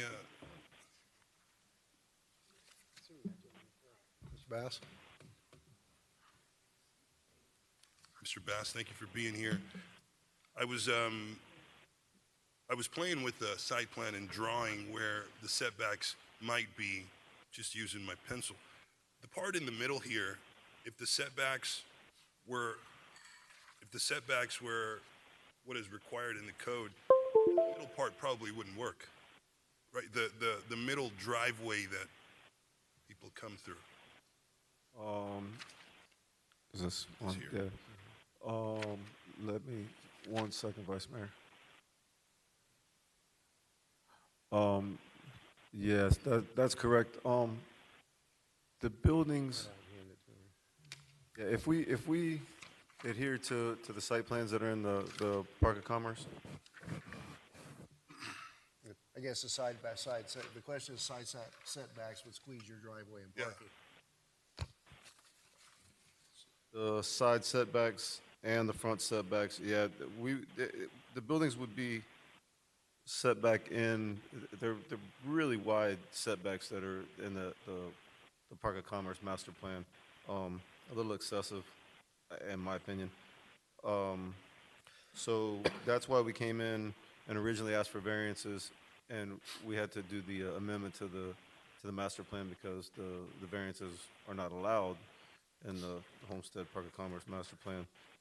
So that's why there's an amendment. And the answer to your question, yes, sir, that it would restrict the ingress and egress through that parking area immensely. So for any kind of turnaround or accessibility for any kind of large vehicles, trucks, any other equipment, to move around in there freely without causing any kind of jams and obstructions. Yeah, that's why we were requesting that. Thank you. And to staff, there are other similar buildings in the area that have similar setbacks as what the applicant's requesting? I don't believe so. I think almost everything, I'm saying no. Yes, there are. Yes, there are. Typically, we make them build to those and so to the setbacks in the plan. But yeah, there are other buildings in the area with these similar setbacks. Thank you, Mr. Cordino. Thank you, Mr. Bass. I like the fact that more warehouses are being built in that area. I think it's exactly what it was intended for, so I appreciate you bringing this forward. Thank you. Yes, sir. Thank you. Anything further from council? No? Okay, so anyone in the audience or online wishing to speak on this matter? Close the public hearing and ask for a motion to approve tab 22. Moved by Vice Mayor, seconded by Councilwoman Bailey. Roll call, Madam Clerk, on tab 22. Councilman Roth? Councilwoman Bailey? Councilwoman Avila? Councilwoman Fairclough Staggers? Councilman Fletcher? Yes. Vice Mayor Guzman? Yes. Mayor Losner? Yes. The motion carries. All right, the next item is tab 18. Do we have a motion to approve tab 18? Moved by Vice Mayor, seconded by Councilwoman Bailey. Roll call, Madam Clerk. Councilman Fletcher? Councilwoman Fairclough Staggers? Councilwoman Bailey? Councilwoman Avila? Councilman Roth? Yes. Vice Mayor Guzman? Yes. Mayor Losner? Yes. The motion carries. Hey, thank you. Thank you, Mr. Bass. Tab 19, Mr. White. Yes, First moving- reading. Yes, Mayor. Moving along on the agenda, tab 19 and 20 were items that you heard during your LPA meeting. Tab 19 is the first reading of an ordinance of the City of Homestead, Florida, approving the rezoning as requested by DRIP Hydration East Coast Management LLC of an approximately .216 acre parcel of land from the R1 one-family zoning district to professional business restricted B1A zoning district for property located at 44 Northwest 17th Street as legally described in Exhibit A, providing for conflict, severability, and providing for an effective date. First reading. Thank you, Mr. White. Mr. Cordino? Yes, sir. Again, we are recommending approval of the ordinance for the rezoning in the district. It again conforms with all of the aspects of the code, and we're recommending approval. Thank you. Any questions or comments from council? Motion to approve. Well, let's have public hearing first. Follow the rules, the protocol. All right. Is there anyone wishing to speak on this matter? Not appearing, I'll close the public hearing, and we have a motion for approval from Vice Mayor Guzman, seconded by Councilman Fletcher. Roll call, Madam Clerk. Councilwoman Bailey? Councilwoman Avila? Councilwoman Fairclough Staggers? Councilman Roth? Councilman Fletcher? Vice Mayor Guzman? Mayor Losner? Yes. The motion carries. And first reading on tab 20, Mr. White. Yes, tab 20 is first reading of an ordinance of the City of Homestead, Florida, approving the rezoning as requested by Reyes and Castro Investment LLC of an approximately .156 acre parcel of land from the multiple apartment R3 zoning district to restricted retail commercial B1 zoning district for property located at 194 Northwest 7th Street as legally described in Exhibit A, providing for conflict, severability, and providing for an effective date. First reading. Thank you. Mr. Cordino? Similarly, as we did last time, we're recommending approval of this. Again, the important parts here are that this is on the corner property. It's going from residential to kind of the commercial use. The important part of that is that certain uses are not allowed of those convenience stores, gas stations, drive-throughs, and restaurants are not. So this will fit in well with the surrounding neighborhood. We recommend approval. Thank you. Council, any questions or comments? Okay. Is there anyone wishing to speak on this matter? We'll close the public hearing and ask for a motion to approve tab 20. Moved by the Vice Mayor, seconded by Councilman Fletcher. Roll call, Madam Clerk. Councilwoman Fairclough Staggers? Councilwoman Bailey? Councilwoman Avila? Councilman Fletcher? Councilman Roth? Vice Mayor Guzman? Mayor Losner? Yes. The motion carries. Thank you. And I believe that concludes the quasi-judicial portion of our agenda tonight. Moving on to tab 24. Mr. Pearl. Yes, Mr. Mayor. Tab 24 is a resolution of the City Council of the City of Homestead, Florida, accepting a grant award from the Florida Department of Health for the funding of breast cancer screenings, approving the grant agreement, authorizing the city manager to execute the grant agreement, establishing a budget in the amount of $500,000 for the expenditure of grant funds, providing for implementation, and providing for an effective date. Thank you. Mr. Manager. Thank you, Mayor. The city has received a grant from the Florida Department of Health in the amount of $500,000 to fund breast cancer screening to uninsured women of Homestead that are 40 years of age or older. The purpose of the program is to improve health outcomes through the provision of high-quality breast cancer screening mammograms, treatment referrals, breast health navigation services support, and innovative community outreach. Staff recommends that Mayor and Council approve the attached resolution authorizing the city manager to enter into an agreement and establish a budget for a grant award from the Florida Department of Health in the amount of $500,000 for breast cancer screening.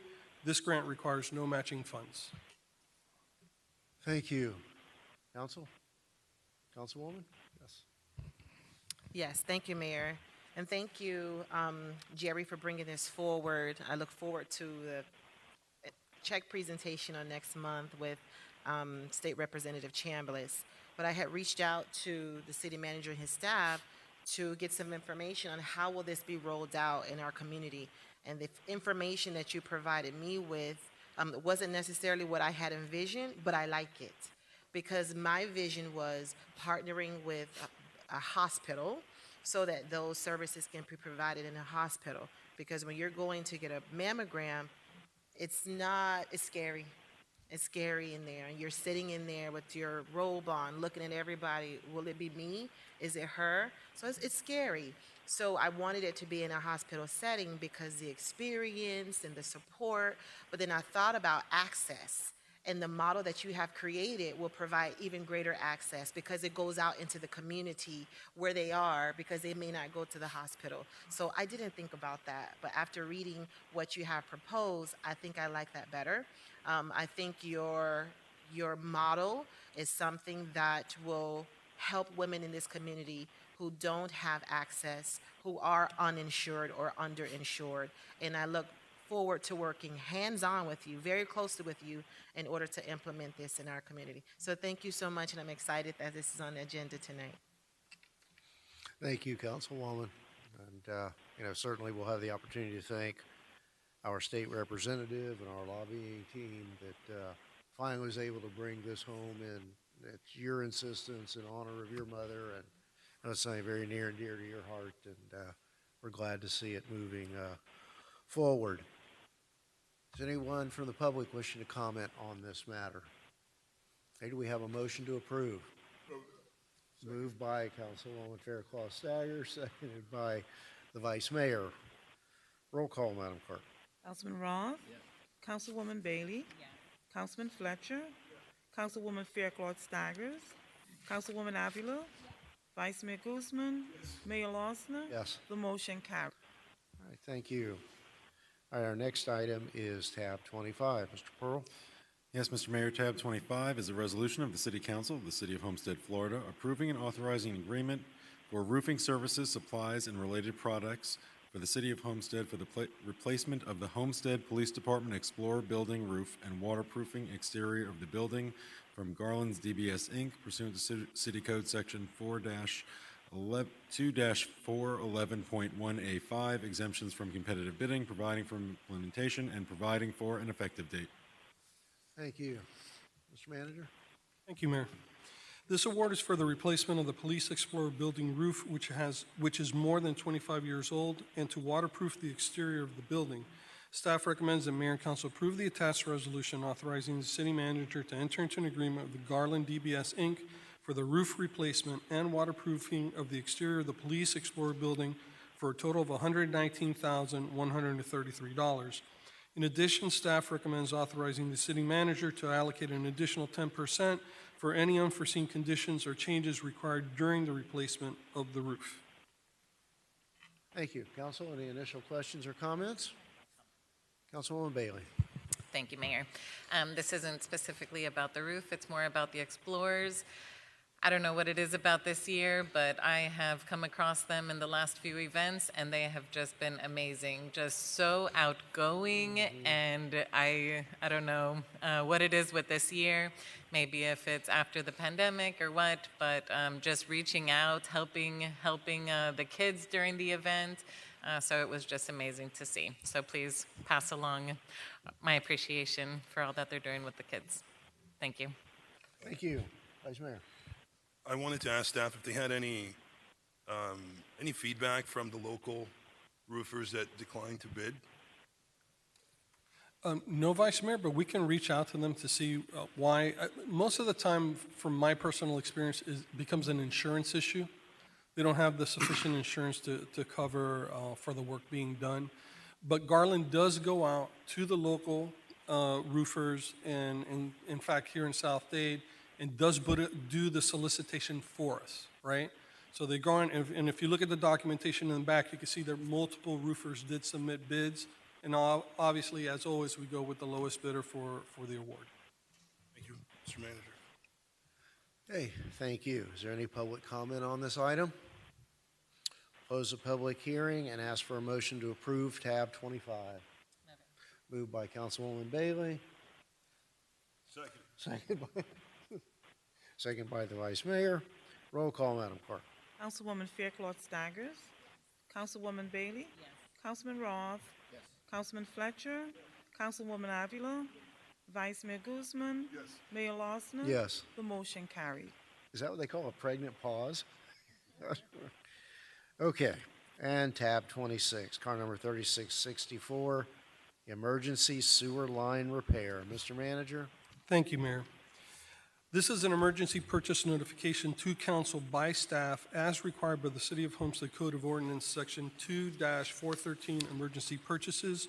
No council action is required. The Procurement and Contracts Department has been having sewer blockage issues for some time and has progressively worsened to the point that the restrooms within the department have become completely inoperable. Due to the nature of the emergency, the City Manager's Office under Section 2-413 Emergency Purchases has authorized an emergency purchase order to be issued to Design Build Inter-American, Inc. for $52,060.50. Right now, staff literally has to walk to other city facilities or drive home to go ahead and use the restroom right now. Okay, so that's just informational. We don't need to. No, sir. no vote The code required. requires whenever I authorize an emergency purchase, that at the next formal meeting, whether a COW or council meeting, I have to submit an item for the public to hear as well. Are we completion date, or is it done? We're done. It was done, good. All I had to do was tell you about it. Okay, very good. Okay. All right, we are now at the public comments portion of the agenda. The one individual who registered in advance, Dan Suarez, are you here? We have Mr. Suarez, want to come on down and give us your name and address for the record? And remember, we have a 3-minute timer. Welcome. Thank you for hanging in there with us tonight. Hi, good evening. My name's Dan Suarez. I own a property at 430 Northwest 10th Avenue. Good evening, Mr. Mayor, Vice Mayor, members of the dais. I purchased this property in February of 21. As soon as I purchased the property, I tried to switch the utilities into my name. I was told everybody was working from home, COVID was running rampant. There was a balance from the previous owners. I submitted my application. They said they'd be in touch. Never heard anything. Time slipped by. Shame on me, I didn't stay on top of it. A little over a year later, I'm like, my power's still on, I still have water and all this, and I'm like, oh my God, I never switched the power over. So since May, I've been calling and trying to get it switched over. There's a balance now of probably $3,500, $1,000 of which was owed prior to me purchasing it. They won't allow me to close the account, even if I paid the full balance. The people that I've talked to won't let me close it because it's not in my name. So I'm like a dog chasing its tail. So I came here today to try and speak to somebody who's in charge of utilities to try and get this rectified. I know I owe my fair share, and I'm not trying to get out of any of that, but I'm not getting anywhere over the phone. So that's why I came here this evening. Mr. Manager? Mayor, this is the first I hear of it, but I'll be more than happy to talk to the gentleman after the meeting and the customer service director, and we'll go ahead and figure something out. Okay. Thank you very much. Please, I my appreciate it. apologies for having Hey. to resort to That's all coming right. here and sitting through the meeting tonight for that. Hey. These are the kinds of things we need to hear about and know about where we have potentially hiccups in our system. So, in that regard, I'll be in the back. thank you, and, Thank you. and please, apologies. All right, Mr. Kraft, can we get Mr. Kraft a microphone?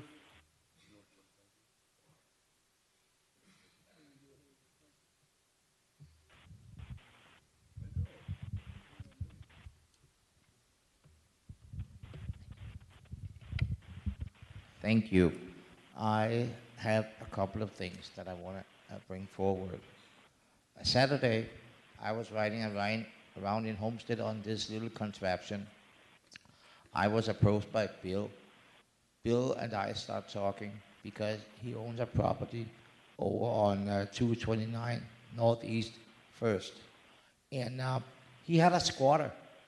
And he had been fighting with that problem for the longest. I know for a fact that code enforcement, they are the people to talk to. So I reached out to Collins, did that Monday. Today, I spoke with Collins here when I came. The matter has been solved. They have dictated the guy, and there's a trespass warning on the property. And if he comes back, he will be arrested. I'm happy to know that code enforcement, they act on squatters because we have them in Homestead. And there are about five or eight more places where they are, and they can be rooted out.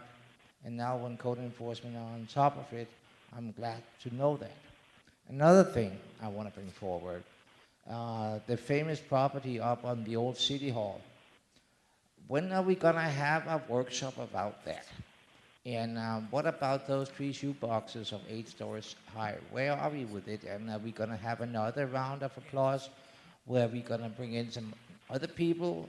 Or are we going to make a project of our own that we can go out to the builders and say, we have this project. We would like you to build it for us. Basically, we are going out there and say, we have a piece of land. Give us X amount of money, for instance, 10% of the value each year, and you can basically do what you want. We haven't developed a project by our own. We sit there and wait for somebody to tag along with a project, and hopefully we can like it or not.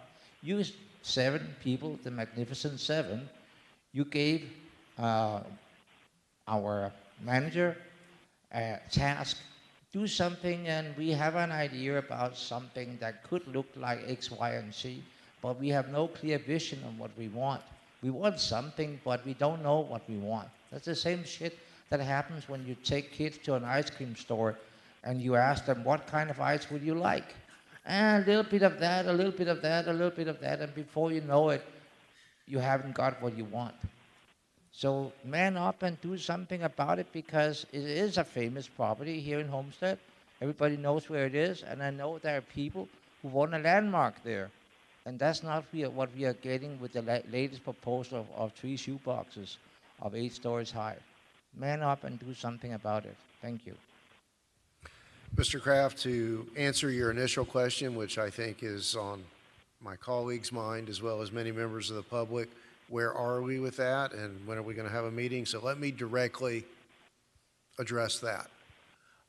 Last Friday, we received the related group's response to our questions, according to the timeline that we had given them to address our concerns from their last proposal. That response since Friday has now been in the hands of the consultants that this council directed the manager to hire.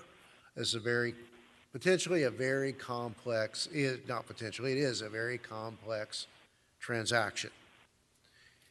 And I will tell you that I'm committed that once we have the consultants' comments and advice in hand, that it's my intention to call a special call meeting, not a workshop, but a special call meeting to have a discussion and action on whether or not we are going to go forward under the proposal that is before us, as may be tweaked at that meeting, or go our separate way. So I guess at this point, the answer is we're waiting on some high-level advice from our consultants, and we'll act on that and go forward at a special call meeting, hopefully sooner rather than later.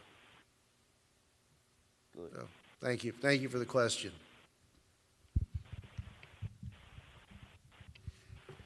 Anything further from the public? Okay, Mr. Manager, do you have anything further? No, Mayor and Council. Nothing for the manager's office. Okay. Mr. Attorney, anything further? Nothing this evening. All right, thank you. Councilman Fletcher? Thank you, Mr. Mayor. Just a brief question for the city manager, and I know we have an answer for this. Over in the southeast section of town, we did have a day delay in garbage pickup from yesterday to today.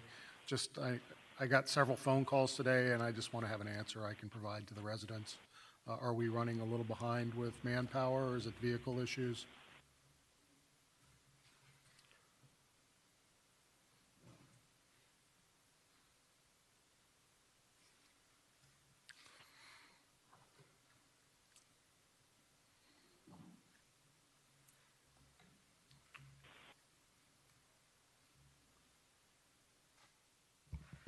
Yeah, regarding the delay that we had yesterday to today, we've actually been doing pretty well lately.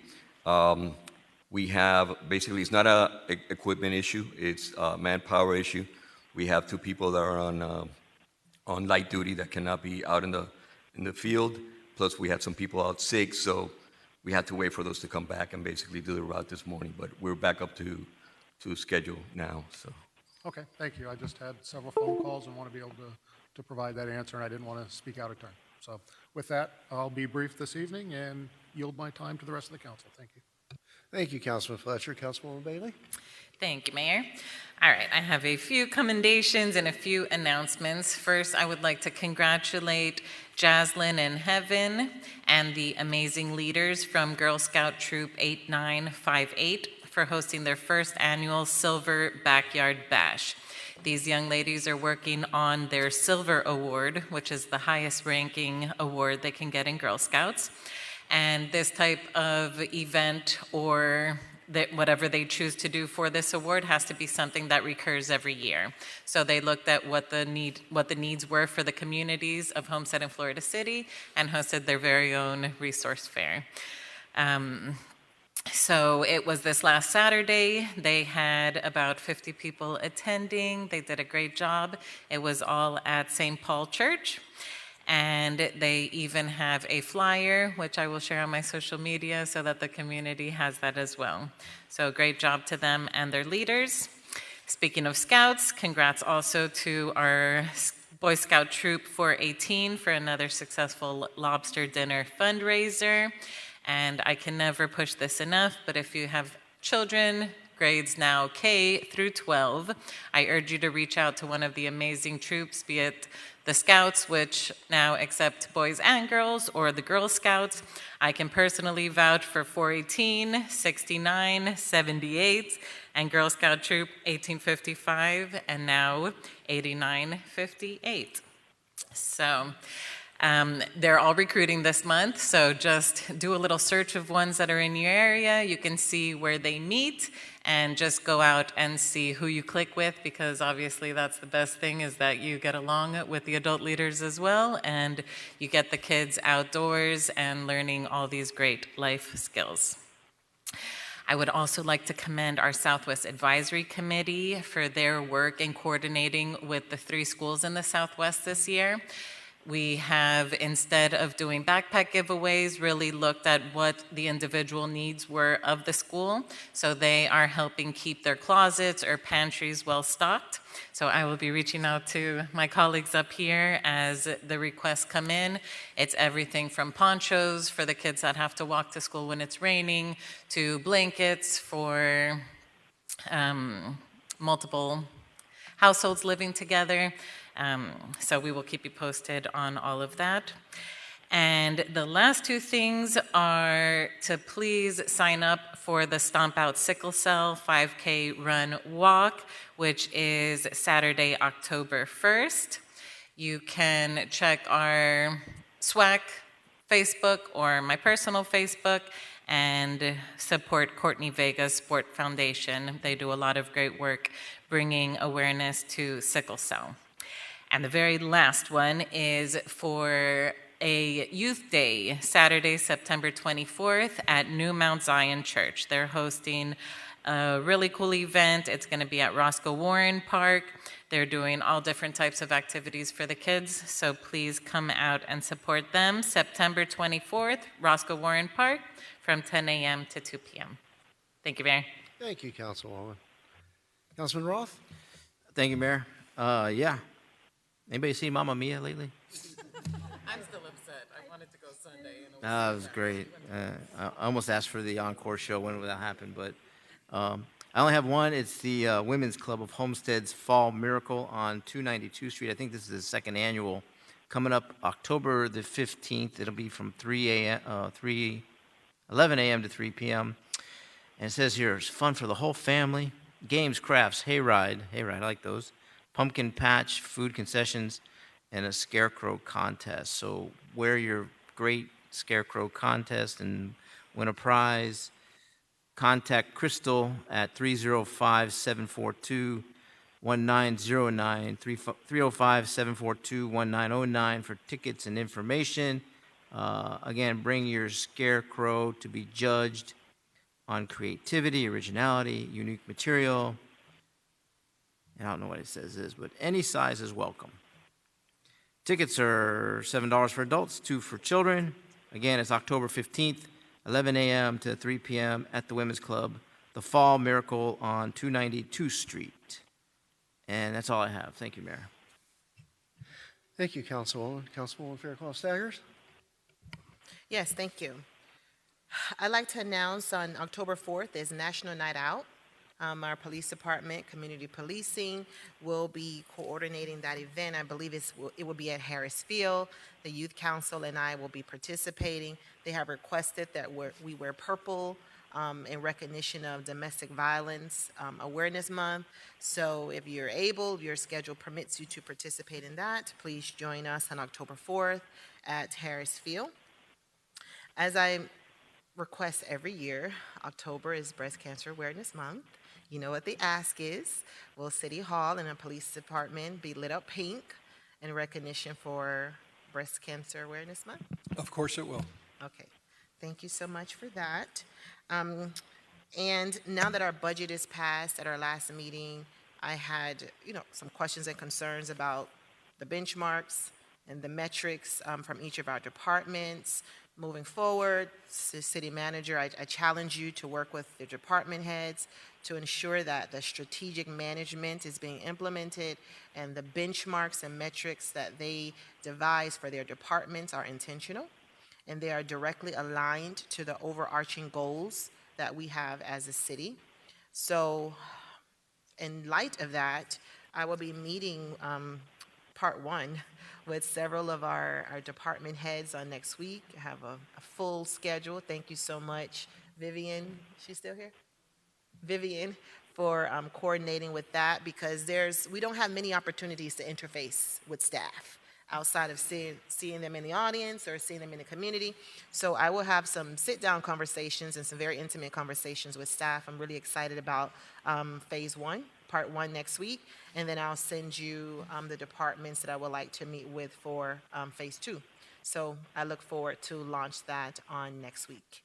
And I was going to ask about the whole City Hall site. What are we doing with that?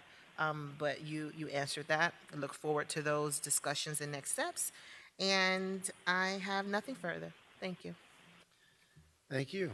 Councilwoman Avila. Thank you, Mayor. I do believe there's a video for a presentation, but while you search for that, I'll go into some thank yous and questions that I have. That video will be on a jazz festival that's coming up soon that I'd like to share with council.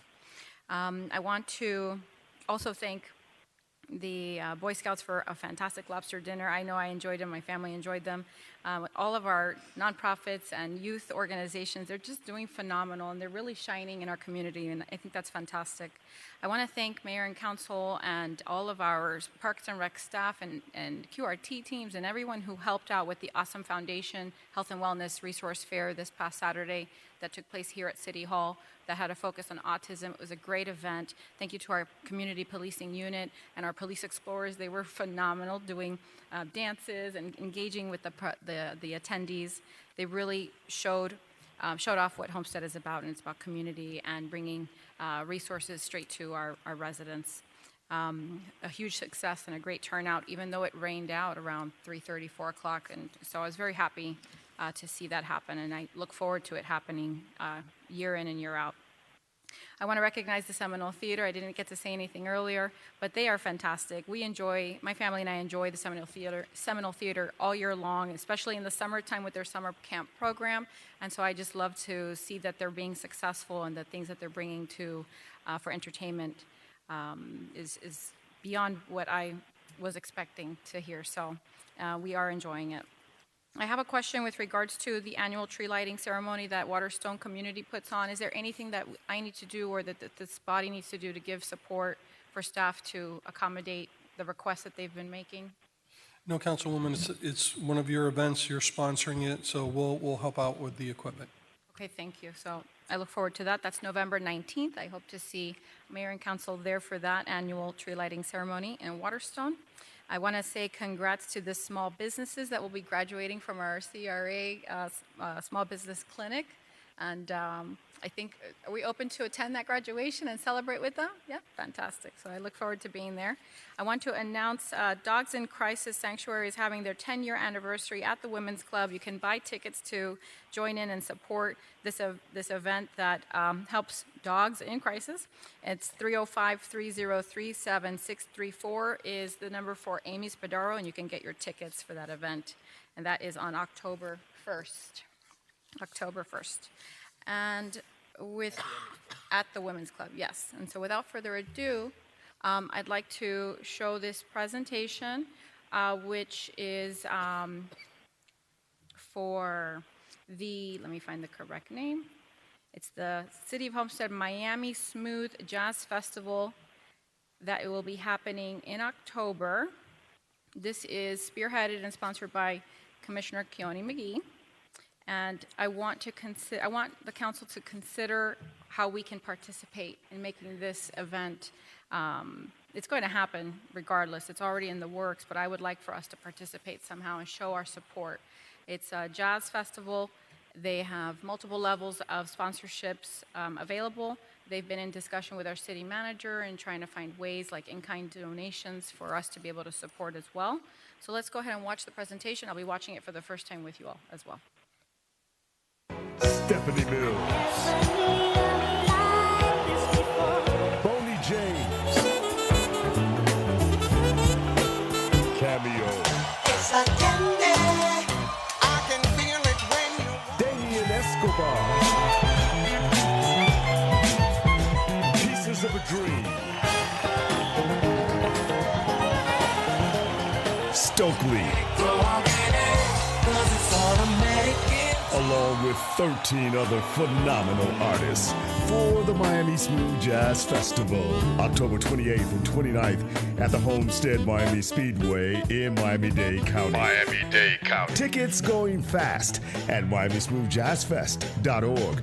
We're back with South Florida's original Smooth Jazz Festival. Get your tickets now at MiamiSmoothJazzFest.org. MiamiSmoothJazzFest.org. All right, so as you can see, it's a very exciting jazz festival right here in our backyard. I don't know why we don't know about it sooner. I don't have those answers. I wish it had been brought to us much earlier, but it happening in the new budget year, maybe it gives us the better opportunity anyway to have the discussion about sponsoring. If we're able to do so, we'll receive sponsorship benefits. The festival will explore possible opportunities for artists to visit local schools in support of their music programs. So just bringing it for conversation. I would love to see this kind of event go on with our name on it somehow. It would be a shame for it not to. And I want to acknowledge that our CRA is hosting a jazz festival in February.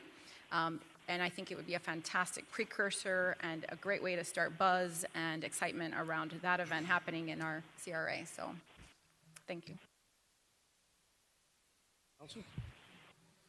Comments, questions? I'm with you and support you 100%. Whatever we got to do to make it happen, count on my support. Councilwoman Avila. What is it they're looking for from us?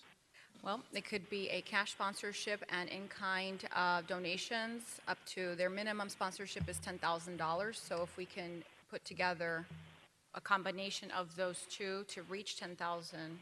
Well, the reason I'm asking that is we have city days out there, and I don't know if they're paying the venue to be out there, but that would be one. We could, I don't know how many city days we have, but maybe we could work something out with the track that it's in conjunction with that office and the city of Homestead, and we give them one of our days. So maybe that's something we could work out without having a cash thing. Councilman, we'd have to research that, but I believe contractually we probably could not give away days. Well, it wouldn't be a giveaway, it'd be a co-sponsorship, so it would be something that the city would be putting on with them as well. We can take a look. I know that we do have specified days, but they are, for my recollection, city events. But I'm happy to go back, take a look at it. I'll talk with Jerry and see if that's a possibility. Of course. Yeah, but I would communicate with the track too, because if they're looking at that as a money-making event for them as well, so. Understood. Yes, sir. As long as everybody's getting along and cooperating, we could work out something that way. That way, it's just not an automatic cash donation to that thing. We've got in-kind we can probably provide, so I'll let you all figure that part out. We'll talk to them. All right, Absolutely. Thank you. Thank you. Thank you, Councilman. Thank you, Larry. Councilman Roth, and I just want to say that I do have a long list of in-kind donations we can consider. And what I would like from today is just, I'd want to have a motion to grant city staff the opportunity to start researching and negotiating and have the authority to get into contract with Empowerment Inc., which is the company that's putting this on, to provide the in-kind sponsorships, whether it's police, fire, solid waste, some type of combination of that. So it wouldn't necessarily mean that we have to figure it out exactly tonight, but just the authorization to begin those negotiations.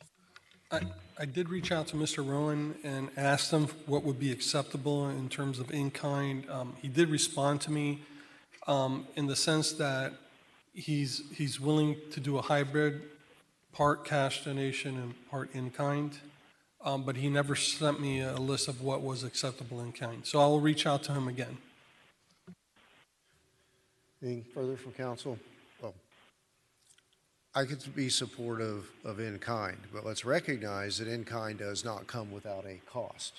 But for me, in-kind builds in a safeguard that we're not directly handing city cash to a promoter that was hired by the county. Clearly somebody's out there making money, and we're glad they're here in our backyard. So if there's any way that we can engineer this as in-kind support rather than cash. I mean, because I think back to that we've had to hire someone to do procurement for projects in our CRA, and I can't really reconcile that with just handing a promoter money. So that's kind of where I'm coming from with the in-kind. So, you know, I'm supportive of being that. Now, I would hope that we would forego the sponsor benefits.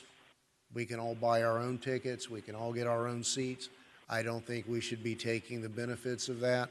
We just need to make that in-kind contribution. It also raises another issue for me, and you know, and I support that. The rodeo has indicated to me that they're no longer going to do a parade because it is not cost efficient due to police costs. During the pandemic, Rotary Club had to pay $4,000 one time to have police coverage at a food giveaway, while others had free police coverage behind the gates in their private communities. So I think we need to think really hard about where our priorities are. Are we going to help these local not-for-profits and those in need and supplement those expenses? Or are we going to hand a lot of value to these out-of-town promoters? I think that's a real policy decision we're going to have to make. There are a lot of needs still closer to home. Maybe we can do both. But if we're going to do one out there, we're going to have to think about re-engineering, rethinking, and reimagining what our priorities are with those expenses of parades and drive-by food giveaways and whatever else there may be that require public works or police or any other city department. But with that, it seems you've got a consensus to go find a way to come up with $10,000 worth of in-kind. So that's what I was looking, so $10,000 in kind, if we can. Councilman Roth? Yeah, I don't know about the $10,000, but That's the minimum, I'm in correct? agreement with you as far as the traditional parades. We have two. We have the rodeo parade and we have the Veterans Day parade that's coming up. And they're both in jeopardy of not occurring anymore because of the monetary dollar amount. And if I remember correctly, in the budget we just passed, we raised the special events money from $10,000 to $50,000. So if we want to, I don't know that we can make any adjustments this year, but for next year, put that as a special event and cover those two events. I know that there's things that have to be done, you know, between the, it's not our police department, but it goes through the FOP or somebody that, for off-duty police. So it's not like we can just say, we'll give you the police department for free. It doesn't work that way. So they'll work that part out, but I think in an effort to save those two, you know, traditional events, I agree with you. We need to reconfigure how we do things. So I think that that's something we really need to think about. So, all right, that's all. Thanks. Councilwoman? Yeah. Thank you, Mayor. I had an opportunity to view this video and speak to Commissioner McGee, because my initial concern was, well, wait, we're having a blues and jazz festival as well in February, and I don't want this to kind of prevent our event from going well. But this can potentially be like a precursor, a prelude to our event. What this event represents to me is culture. Our event represents culture, and you know that's very important to me. We just have to clearly define the ask and what we would like for the city to do in support of this event. But keep in mind, we have our event as well that I want to go off very well in the month of February. So I am open to conversations about what that clearly defined ask is and how we can support this, to me, event that leans towards culture. Thank you. Thank you. Thank you. I really appreciate the opportunity to bring it back to you. Can we bring it back to the COW meeting with an agreement of some sort, and then we can approve it at that point in time? And I agree 100% with regards to the parades and the police presence for those and supporting those programs, which are very valuable for our community. There's other ways for us to support this jazz festival if we don't do something with the police department. You know, there's signage, there's trash pickup, there's a long list that I have here, and I'm sure you'll get that list after this meeting. With regards to, you know, being able to do a cash sponsorship and in-kind, I'm not opposed to providing a cash sponsorship in addition to in-kind up to $10,000. I'm not saying it has to be a minimum of $10,000. That's the minimum sponsorship that they advertise, and those businesses get free reign opportunity to be at those events. And we're not necessarily looking to have a spot there or a tent there to sell anything as a vendor, but we can promote our jazz event at this jazz event. So it's the same audience. And if we can do this, we would be serving our community and providing that culture experience, not just once, but twice, and participating. It's in our own backyard, guys. It's our own building. And if we don't have our name on it somehow, I think that's a shame. It's a lost opportunity. So thank you for the opportunity. Let's bring it back to the COW, and we'll make a decision then. Yeah, we'll reach out immediately, hammer out the details, and with the plan of coming back to the next committee of the whole meeting next month. Thank you. Thank you, Councilwoman. Does that conclude your business? Okay, thank you. Mr. Councilman Fletcher. Just to piggyback on that real quick, so I understand it's two events, one in October, one in February. Why don't we look to work with the county for future events So we combine both of our ideas and we can focus where we want it to be focused, like downtown Homestead, for the future out years. So let's put that in the back of our thinking caps and work together, and we can make a tremendously successful event that way. Thank you. Absolutely. Thank you, Councilman. Vice Mayor Guzman. Thank you, Mr. Mayor. I'd like to get direction from City Manager and hopefully consensus from my colleagues. I'd like to have a town hall meeting at the community center once a month. When I talk to a lot of the residents throughout the northwest section, a lot of them don't like to come to council meetings, but they want to dish out all of their issues, and it gets a little hard for me to jump every time someone calls and says come over. So I think if I was able to host a town hall once a month, so we can kind of organize and give the residents an opportunity to come and just let out whatever they want to let out or commend us for whatever we're doing right. So I'm hoping to see if that's something possible at the community center that we could host, that I could host once a month. Whatever council directs. I mean, if you all want to have a town hall meeting, once a month might be a little aggressive, right? Maybe once a quarter or something like that. But whatever councils would like to do, the staff is more than happy to do it. It's open to all the council members. I was talking about myself doing it, but if all the council members want to do another council meeting in a different setting, I mean, it's open for everybody to do that. Can I come to your town hall? Yeah, of Okay. course, All of right. course, of course. I support it. If that's council's direction, I mean, well, obviously, Vice Mayor, if you want to have a town hall meeting, we're going to have a town hall meeting for yourself. If the rest of council wants to be there as well, and staff will be there to answer any questions. And that's fine, but obviously that comes with financial implications.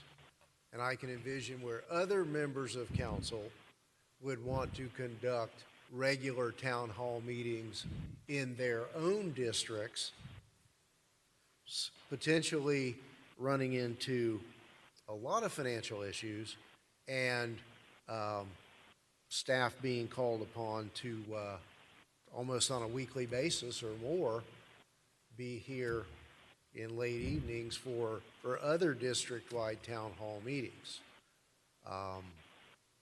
There would be a cost associated. I mean, to me, staff would have that's to be the there, potential prepare the downside. space, stay after to clean up, things of that nature. That's why I don't know if quarterly, in a maybe a town hall meeting where all of you are there, if you have the time, which I probably would be more productive to have you all there instead of 7 different town hall meetings a month. If I may? Go ahead. Thank you.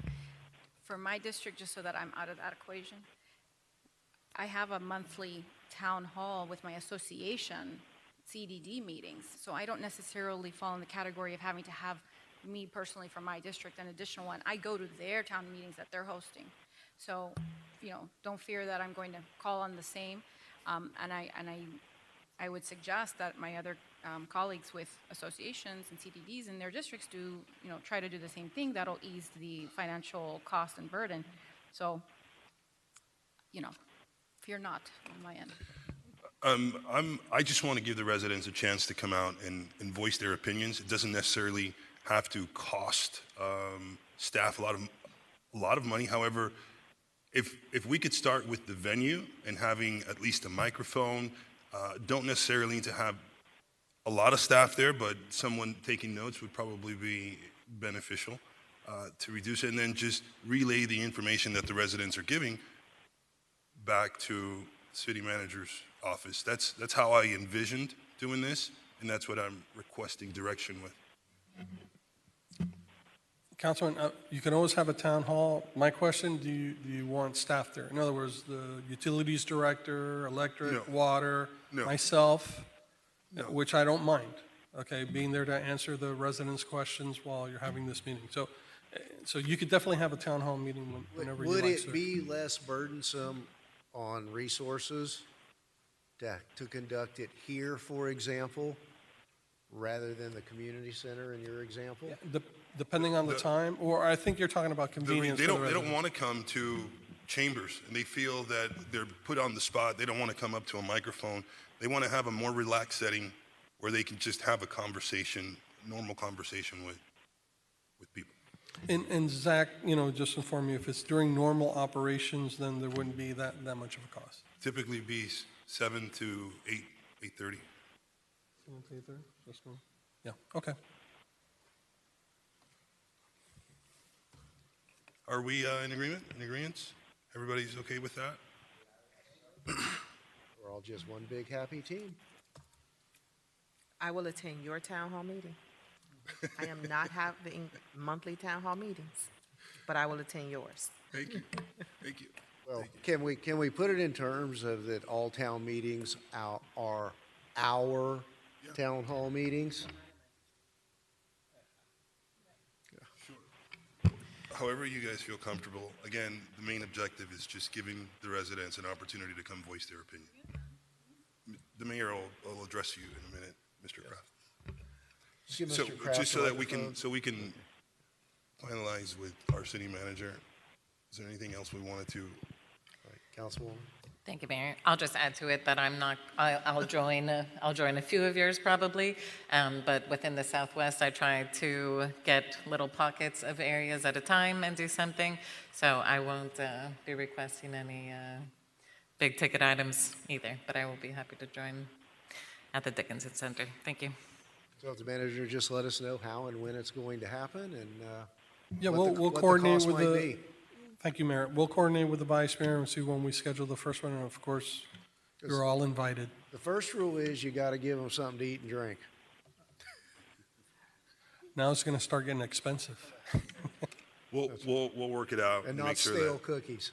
Make sure that the residents are addressed. I appreciate your support. Thank you. Thank you. Can we give Mr. Kraft a microphone?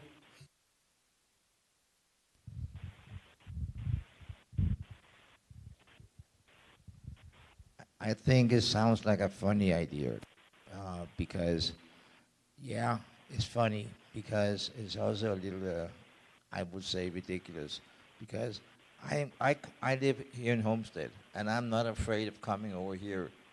I'm 4'4". So those people who lives over there in your corner, in the northwest corner, why can they not take their sweet body down here and do like everybody else are doing? Is it some kind of protective area or something like that? Or they're in endangered species over there, so they feel that they need to have special privilege by having a town hall meeting hosted by you over in the northwest section? I don't see why we should give special privilege over there, because if you want to have a town hall meeting, you can do it on your own dime. And people can meet you at the Mario, like every now and then have a coffee with you. So I don't see this difficulties in doing that. And the other council members, they meet with people in their local communities. Why can you not do that? Why does it have to be something special event? Are they some kind, I don't want to say disabled, or they some special things that goes around with those guys over the northwest corner? No, Mayor, he lives over there. He don't ask for special privilege. Why do you? Mr. Kraft, not everybody is as confident and as well-spoken as you. So the purpose of having a town hall meeting in the northwest section is because I made myself available and thought about doing it. But any of us up here can have a town hall meeting in any part of the community. I'm thinking about doing it in the northwest section because it's convenient for me and it's where I live. That's the reason I'm requesting this. Thank you. Okay. But they can meet you at Mario, just like I do. I don't think Mario's would be a very good place to host a town hall. They don't have the right setup. They don't have the microphones. They don't have the right seating. The community center is specifically designed to host those types of events. That is true, but do it on your own dime. Okay, Mr. Kraft, thank you for your Thank you. comments. Anything further, Vice Mayor? Yeah. Thank you all. Okay, I'll make this quick. And the last several weeks have been a blur, and I don't think we addressed it, or I don't even recall we've had a council meeting since then. Mr. Manager, I'm not going to call out names. No, don't get worried. You've got that worried look I'm on always your, worried, You've got Mayor. that I'm always worried worried. look on your face. I'm not going to call out names because, I'll always forget somebody, and that'll be a problem. I want to thank you and really commend your staff for, to everyone who was involved, for helping put together the State of the City video, to put the event on. It was a wonderful event. We've gotten so much great feedback, not only from, with respect to the caliber of the event, but even more so, the super caliber of the video that was produced. A lot of talk, a lot of folks from outside the area were there, and I've heard from people who weren't there, who don't live here, who have heard about the caliber of that video. So I just want to thank everyone who helped put that together, and that's one thing I need to do next month is to those who contributed and helped provide sponsorships for that event and recognize them. So I just wanted to do that. And thank you, Mayor. It was a team effort, but I want to give special thanks to Camila. She kind of drove the cart here, and she did an amazing job. She did, absolutely so. Other two quick real items. Sometime in the coming weeks, I don't know if we can fit it in before a regular council meeting or in conjunction with the CAL.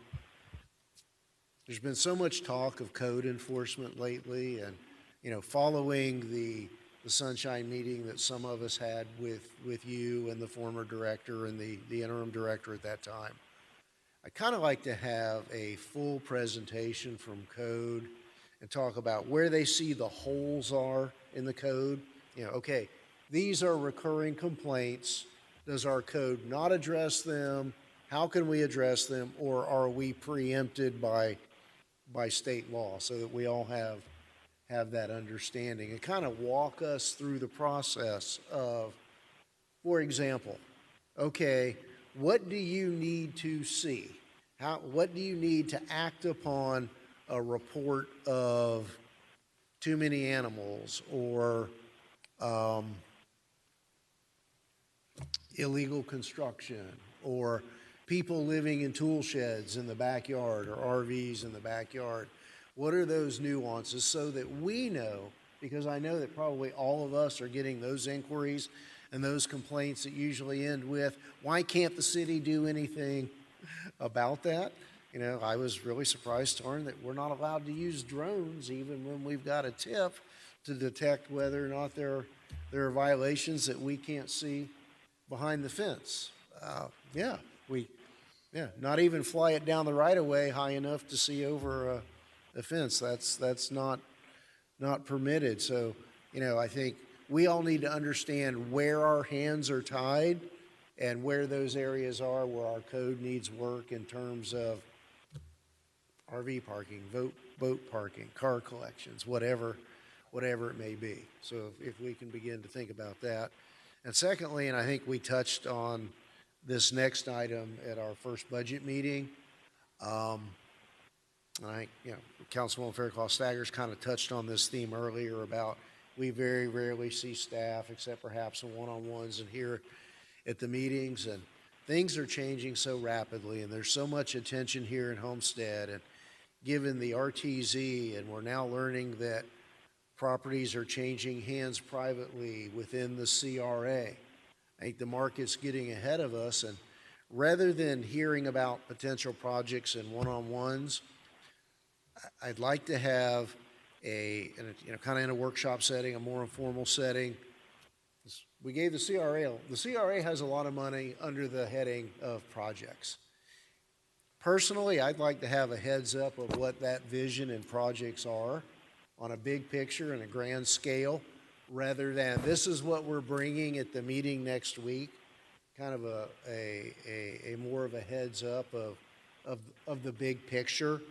Kind of shame on us, but maybe be more proactive about what's going on there before the free market robs us of the opportunity to do some really nice redevelopment. Certainly, in the southwest areas where some of us are talking about increasing density and smaller lots and so forth, those all may be moot points before long. So if we could kind of have those and get back into the pre-pandemic meeting swing of things, So that's all I have tonight. Mayor, we'll be more than happy to set up both those meetings. Yeah. Okay? Without talking about locations, how are we doing on the dumping cameras? They're going up. Dumping cameras are going up, and in addition, I know I talked to you earlier today about some other things we're doing. I don't want to publicly say them right now, but I'll be more than happy to inform the rest of you personally what we're doing to address that. It seems to be getting worse every night. It's a challenge not only for us, I mean, it's a challenge that the county's experiencing itself, especially in the Redlands. There's a lot of illegal dumping going on there. I know the news leader had an article about it, I want to say about a month or 6 weeks ago, regarding the issue with the county as well. So it's happening countywide. It's not only Homestead, but we are taking actions. We are putting things in place that we hope will start addressing these concerns. I appreciate that. Thank you. All right. Can I just add, I Yes, just want to add Councilman. something to your thought process in code enforcement. It seems like there's a lot of people that want to use their extra space in their yards as storage. And some of them may be using it to store other people, their vehicles, their boats, their trailers, and charging for storage. So one of the things I think we need to look at as a code,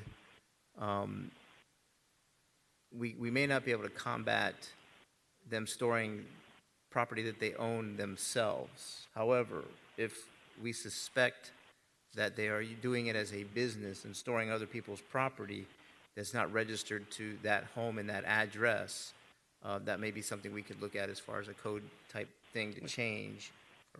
I know that there's a property in my neighborhood that's got 5 or 6 boats in the backyard, and I can't believe one person owns 5 or 6 boats that fully function. No Because sane person would own 5 or 6. Yeah, well, yeah, that's true too. But so that's something to always think about, and I think we need those And again, how workshops. do we detect that? How do we deal with it once it's brought to their attention? Yeah, so those are just those are just one of the items that Many, yes. There's plenty, and it's also multiple families living in a single family residence. Yes. And you know Everywhere. that Most is going everywhere. on when you see a half a dozen cars sitting in front of somebody's front yard. So, and I know I've spoken to code enforcement about that before, and when residents call and complain about that, there's almost nothing we can do to combat it. And that's what we need to know. And those are things that we had to figure out. I mean, even if you would take, if you have some, just a suspicion, and you took and looked at their power consumption and water usage versus a regular single-family home, if they're using 3-4 times that amount, that would send off and trigger something. But I don't know what our rights are to go in there and try to fix all that. And I mean, there's plenty of problems to try to solve. We're not going to solve them all, but if we keep working at it, eventually we're going to have the community that all of us want, which is cleaner, more aesthetically pleasing, stable, whatever words you want to use. So, but thank you for the opportunity. Thank you. Vice Mayor. Thank you, Mayor. I'm noticing that a lot of the residents that are afraid to be disclosed on the code enforcement citations or code enforcement issues that they should bring up to code enforcement, they're circumventing that and basically calling all of us up here, and we're the ones that are getting that information to city managers. So just so that we're clear, are we the ones that are being disclosed on those documents to all the residents when they get a citation? Usually, Vice Mayor, I just reach out to code and say I received the complaint. That's 99% of the time. I just received the complaint and I pass that through them. And I think part of the issue, I think the county has passed, or the state has, new laws that there's no more anonymous complaints. So I think a lot of residents. Put that on our legislative agenda. Yeah, But correct. it's chilling legitimate code enforcement. Right, exactly. And so a lot of residents are now concerned about putting in a formal complaint, and I think they're finding the path of least resistance or risk, and they're reaching out to you all. Okay, thank you. Yeah, absolutely. They're going to take care of It's that picked tomorrow. up. It was picked up today. Finally. Yeah. Which one? The one on 15th? The one south of 15th was picked up today. Yeah. I'm I'm sorry? I don't know if all of it was picked, but I know it was a large amount. I know it was scheduled to be picked up. Other than some bottles and cans that, but Yes. yeah, the big All of it, stuff is all of all it. gone. It And I could was- talk to each of you privately and let you know what we're doing. Like I said, I just don't want to telegraph what we're doing right now. Sure. Other than we're going to get you. That's the plan. We're That's the gonna get plan. you. All right. Do we have a motion to adjourn? Moved and seconded, all in favor? Thank you all.